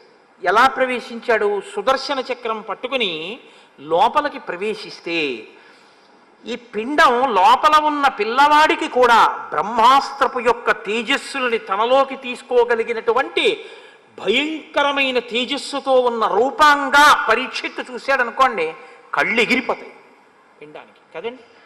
అది మధ్యం తినటువంటి మార్తాండ బింబం లాంటి స్వరూపం. అది సహస్ర సూర్యుల పగిది ప్రకాశిస్తూ ఉంటుంది. దాన్ని పరీక్షిత్తు చూడలేడు. పరీక్షిత్తు చూసిన రూపం పరమ ప్రసన్నమైనటువంటి రూపం. అది సశంఖ చక్రం సకిరీట కుండలం సపీత వస్త్రం సరసీరుహేక్షణం సహార వక్షస్థల శోభికౌస్తుభం నమామి విష్ణుం శిరసా చతుర్భుజం. అటువంటి స్వరూపం పరీక్షిత్తు కనపడుతోంది. అబ్బా ఎంత బాగున్నాడో, ఎంత బాగున్నాడో, ఆ పీతాంబరం ఏమిటో, ఎంతందమో అని పరీక్షిత్తు చూస్తున్నాడు. అటువైపుకున్న మూర్తి, మాకు తూర్పుగోదావరిలో ర్యాలీ అని ఒక క్షేత్రం ఉంది. ఆ ర్యాలీలో ఒకవైపు కేశవుడు ఉంటాడు, ఒకవైపు మోహిని ఉంటుంది వెనక్కి. అలా అటువైపుకి ఉన్న మూర్తి బ్రహ్మాస్త్రము యొక్క తేజస్సుల్ని తనలోకి తీసేసుకోగలిగినటువంటి రుద్రస్వరూపంతో ఆ మూర్తి ఉంది. ఆ మూర్తి బ్రహ్మ తేజస్సుని తీసుకుంది. వెనకమూర్తి కళ్యాణమూర్తి అయి పరీక్షిత్తుకి అలా కనపడింది. అందుకే బయటికి వచ్చినటువంటి పరీక్షిత్ తాతగారైన ధర్మరాజు గారి తొడలో కూర్చుని సభలో చూస్తే అమ్మ కడుపులో ఉండగా నేను చూసినటువంటి ఆ మంగళప్రదమైనటువంటి మూర్తి ఎక్కడైనా కనపడతాడా అని పరీక్షగా చూసినటువంటి కారణం చేత పరీక్షిత్ అని పిలిచారట. ఏకకాలమనందు ఘోర అఘోర రూపములతో ఈశ్వరుడు ఉంటాడు. అఘోరేభ్యో దఘోరేభ్యో ఘోర ఘోరధరేభ్య అని మనం దేంటి పరమశివుడి దగ్గర పూజ చేస్తే మంత్రపుష్పంలో మాట చెప్తూ ఉంటాం ఆ పంచమంత్ర పఠనం చేసేటప్పుడు. కాబట్టి ఆ ఘోర రూపము అఘోర రూపము ఏకకాలంలో ఉంటాయి. ఇప్పుడు 14,000 మందికి ఘోర రూపం తప్ప రామభక్తులకు రాముడు ఎప్పుడూ ఘోర రూపి కాడు, ఎప్పుడూ ఘోర రూపి కాడు. ఆ రూపం మీకు మంగళప్రదంగా ఉంటుంది. ఇలా దాన్ని దర్శనం చేసిన వారు ఒకరున్నారు. ఎవరో తెలుసా అండి? రామదాసు గారు దర్శనం చేసుకున్నాడు. మహానుభావుడు. ఆయన గుండెలు ఎంత పొంగిపోయాయో, పొంగిపోతే ఆ పొంగిపోయిన ఆనందం లోపల పట్టక వాగ్రూపంగా ప్రవహిస్తే ఆయన నోటి వెంట ఒక పద్యం వచ్చింది. బండన భీముడు అత్తజన బాంధవుడు ఉజ్వల బాణతోన కోదండ కళాప్రచండ భుజతండవ కీర్తికి రామమూర్తికిన్ రెండవ సాటి దైవమికలేడనుచున్ గడకట్టి భేరిక దండ డండ దండ నిడజంబుల దండము నిండ మత్త వేదండము నెక్కి చాతెదను దశరథి కరుణాపయోనిధి అని రచన చేశారు ఆయన. ఆయన భుజములు తాండవం చేస్తాయిట. ఎప్పుడు బాణం తీస్తాడో, ఎప్పుడు వింటినారికి తొడుగుతాడో, ఎప్పుడు ప్రయోగిస్తాడో కనపడదు. మబ్బులలోంచి వర్షం వచ్చి పడిపోయినట్టుగా బాణప్రయోగం జరిగిపోతుందంతే. బండన భీముడు ఆర్తజన బాంధవుడు. ఎవడు ఆశ్రయించాడో వాడికి ఆయన ఆర్తజన బాంధవుడు. బండన భీముడు అర్తజన బాంధవుడు. అటువంటి వాడు ఆయన భుజములు తాండవం చేస్తాయి యుద్ధం వస్తే. అది శివస్వరూపానికి ఉంది. తాండవము అన్న మాట శివుడికి సంబంధించింది, లాస్యము అన్న మాట అమ్మవారికి సంబంధించి. భావములు లాస్యము, కదలికలు తాండవము. శివుడు, ఆ శివుడి యొక్క తాండవం ఎలా ఉంటుందో ఆయన భుజములు అలా కదులుతాయి, అటువంటి తాండవం చేస్తాయి. అలా తాండవం చేసేటటువంటి నా స్వామి చేతిలోంచి బాణ పరంపర వచ్చి శత్రువుల మీద పడుతుండగా అలా రక్షించగలిగినటువంటి ఈశ్వర స్వరూపము వేరొకటి లేదు అని నేను ఎలా చెప్తానో తెలుసా? బండన భీముడత్తజన బంధవుడు ఉజ్వల బాణతోన కోదండ కళాప్రచండ భుజతాండవ కీర్తికి రామమూర్తికిన్ రెండవ సాటి దైవమిక లేడనుచున్ గడకట్టి భేరి కాదండ డడాండ డాండ నినదంబుల జండము నిండ మత్త వేదండము నిక్కి చాటదను దశరథి కరుణాపయోనిధి. మామూలుగా చెప్పను రామ, పొంగిపోయిన మనస్సుతో 4 వీధుల కూడలిలో ఒక పెద్ద పందిరి కట్టి, పందిరిలో ఒక పెద్ద భేరీ కట్టి నేను ఏనుగెక్కి వచ్చి నిలబడి డామ్ డామ్ డామ్ అని కొడతాను. ఎందుకురా భేరీలు కొడుతున్నావు అని అడుగుతారు నన్ను. అప్పుడు చెప్తాను, రామచంద్రమూర్తిని భుజతాండవం చేస్తూ బాణప్రయోగం చేసి రాక్షసులను మట్టు పెట్టగలిగినటువంటి వేరొక దైవ స్వరూపము లేదు లేదు లేదు అని చాటి చెప్తాను రామ అన్నాడు ఆయన. అంటే శత్రువులను మట్టు పెట్టడంలో ఆ ఘోర రూపం అలా ఉంటుంది. అదే ఘోర రూపం ఆశ్రయించినటువంటి భక్తులైనటువంటి వారికి అంత మంగళప్రద స్వరూపంగా ఉంటుంది. అందుకు కదండి ఆ ధనస్సు పట్టుకుని, ఆ బాణాలు పట్టుకుని అలా ఉంటాడు. ఎక్కడ తేడా ఉంది చెప్పండి నాకు? రామస్వరూపాన్ని మెజిస్ట్రేట్, కలెక్టర్ గారే మెజిస్ట్రేట్గా కూర్చుంటే ఆ కలెక్టర్ గారే కారు దిగు ఆఫీసులోకి వచ్చి కొన్ని ఫైల్స్ సీల్ చేసుకుని పట్టుకెళ్ళిపోయాడు అంతే. ఆఫీస్ సీల్ చేసి పారేసాడు. ఆయనకు అధికారం ఉంది, మెజిస్టీరియల్ పవర్స్ ఆయన్ని వెన్నంటి ఉంటాయి, ఆయనతోనే ఉంటాయి. మెజిస్టీరియల్ పవర్స్ కలెక్టర్ ఆఫీస్లోనూ కలెక్టర్ గారి కారులోనూ ఉండరు, ఆయనంటే ఉంటాయి. అలాగే ఈశ్వరుణ్ణి కూడా ఎప్పుడు అఘోర రూపములు వెన్నంటే ఉంటాయి. శత్రువులకి ఘోర రూపం, ఆయన్ని ఆశ్రయించిన వాళ్ళకి అఘోర రూపం, మంగళప్రద రూపం. అది రుద్రస్వరూపమైన అంతే, కేశవస్వరూపమైన అంతే. ఇద్దరి స్వరూపం అలాగే ఉంటుంది. తత్వం తెలిస్తే ఉండే మాట అలా ఉంటుంది. తత్వం తెలియకపోతే భేదాలు కనబడతాయి. విష్ణువు వేరే ఉన్నాడు, శివుడు వేరే ఉన్నాడు, ఈనోడు ఉన్నాడు, ఆయనోడు ఉన్నాడు, ఇన్ని మాటలు వస్తాయి. అసలు తత్వం అర్థమైతే ఇన్ని మాటలు రావు. కుర్తాలాల్చి వేసుకున్నా నా కొడుకే, పంచె కొట్టుకున్నా నా కొడుకే, ధావళి కట్టుకున్నా నా కొడుకే, తువ్వాలు కట్టుకున్నా నా కొడుకే. తువ్వాలు కట్టుకున్నావు ప్యాంటు చొక్కా వేసుకోలేదు నేను కొట్టేసి, ధావళి కట్టుకున్నావు ప్యాంటు చొక్కా వేసుకోలేదు వాళ్ళమ్మ కొట్టేసి, కుర్తాలాల్చి వేసుకోలేదు పంచె కట్టుకున్నావని వాళ్ళ తాతగారు కొట్టేస్తే దెబ్బలు తినేవాడు ఓడే. ఓ రూపంలో పట్టుకుని ఓ రూపంలో తిడితే నువ్వు తిట్టే తిట్లు ఆయనకే, పూజలు ఆయనకే. పూజ చేసామని సంతోషించాలా, ఇంకో రూపాన్ని చూసి తిడుతున్నావని ఆయన బాధపడాలా? నీకు ఇంకా తగినంత పరిణితి రాలేదని ఈశ్వరుడు అనుగ్రహించి భారతీ తీర్థస్వామి చెప్పినట్టు పరిణితి కటాక్షించుగాక. కాబట్టి ఇది మహానుభావుడు వాల్మీకి మహర్షి యొక్క ప్రతిపాదన. రామాయణంలో అభేదతత్వాన్ని చూపిస్తూ ఉంటారు. కాబట్టి ఇప్పుడు ఆ వచ్చిన సేనానాయకులు పడిపోయారు. కరుడు మాత్రం పెద్ద శరీరంతో రామచంద్రమూర్తి మీదకి వచ్చి పడిపోతుంటే ఆ 2 చేతులు బాణముల యొక్క ప్రయోగం చేత తెగిపోయేటట్టుగా కొట్టేశారు. ఏర్లు ప్రవహించినట్టు నెత్తురు కారిపోతూ ఆయన ఇంకా ఏదో యుద్ధం చేయడం కోసమని వచ్చి రాముడి మీద పడిపోతుండగా కొద్దిగా వ్యవధానం కోసం, అంటే ఆ వింటినారిని సవరించుకోవడం, వింటినారి ఆకర్ణాంతం లాగడం కోసం బాణం ఎక్కువ పెట్టడానికి చోటు కోసమని 2 అడుగులు వెనక్కి వేశాడు రాముడు. దాన్ని అపసర్పణము అంటారు ధనుర్విద్యలో. ఎందుకంటే ధనస్సు పట్టుకున్నవాడు అడుగులు వెనక్కి వేయకూడదు, వీరోచితమైన తేజస్సు ఉన్నవాడు. రాముడి మీద ఇది ఒక నింద మోపారు. కరుడితో యుద్ధం చేసేటప్పుడు 2 అడుగులు వెనక్కి వేశాడు రాముడు, ధర్మం తప్పాడు అని. అలా ధర్మం తప్పాడో లేదో చెప్పడానికే ధర్మాత్మా సత్యసంధశ్చరామో దాశరథిర్యదీ పౌరుషేచా ప్రతిద్వంద్వశరైనం జహిరావినం అన్నాడు లక్ష్మణుడు. పడిపోయాడంతే ఇంద్రజిత్. కాబట్టి ఆయన ధర్మం తప్పలేదు, 2 అడుగులు చోటు కోసం వెనక్కి వేశాడు. కాబట్టి వేసి ఆ కరుణ్ణి కూడా సంహరించాడు. 14,000 మంది రాక్షసులు తెగటారిపోయారు. ఎంతసేపట్లోనో తెలుసా అండి? ఏనుగుల యొక్క కుంభస్థలాలు, చీల్చివేయబడినటువంటి గుర్రాల యొక్క శరీరాలు, తెగిపోయినటువంటి తలకాయలు, ఊడిపోయిన కాళ్ళు చేతులు, గుండెల్లో గుచ్చుకున్న బాణాలతో నెత్తుటి ప్రవాహంలో 14,000 మంది నేలబడిపోయి ఉన్నారు భగ్నమైన రథాలతో. ఎంతసేపట్లో కొట్టాడో తెలుసా అండి? 14,000 మందిని 1 గంట 12 నిమిషాల్లో కొట్టాడు ఆయన.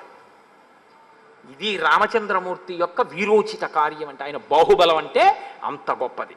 1 గంట 12 నిమిషాల్లో 14,000 మందిని చంపితే పైన నిలబడిన వాళ్ళందరూ పొంగిపోయారు. మధ్యలో ఒక్కసారి కరుడు మాత్రం ఆయన ధనస్సు ఎరగొట్టగలిగాడు.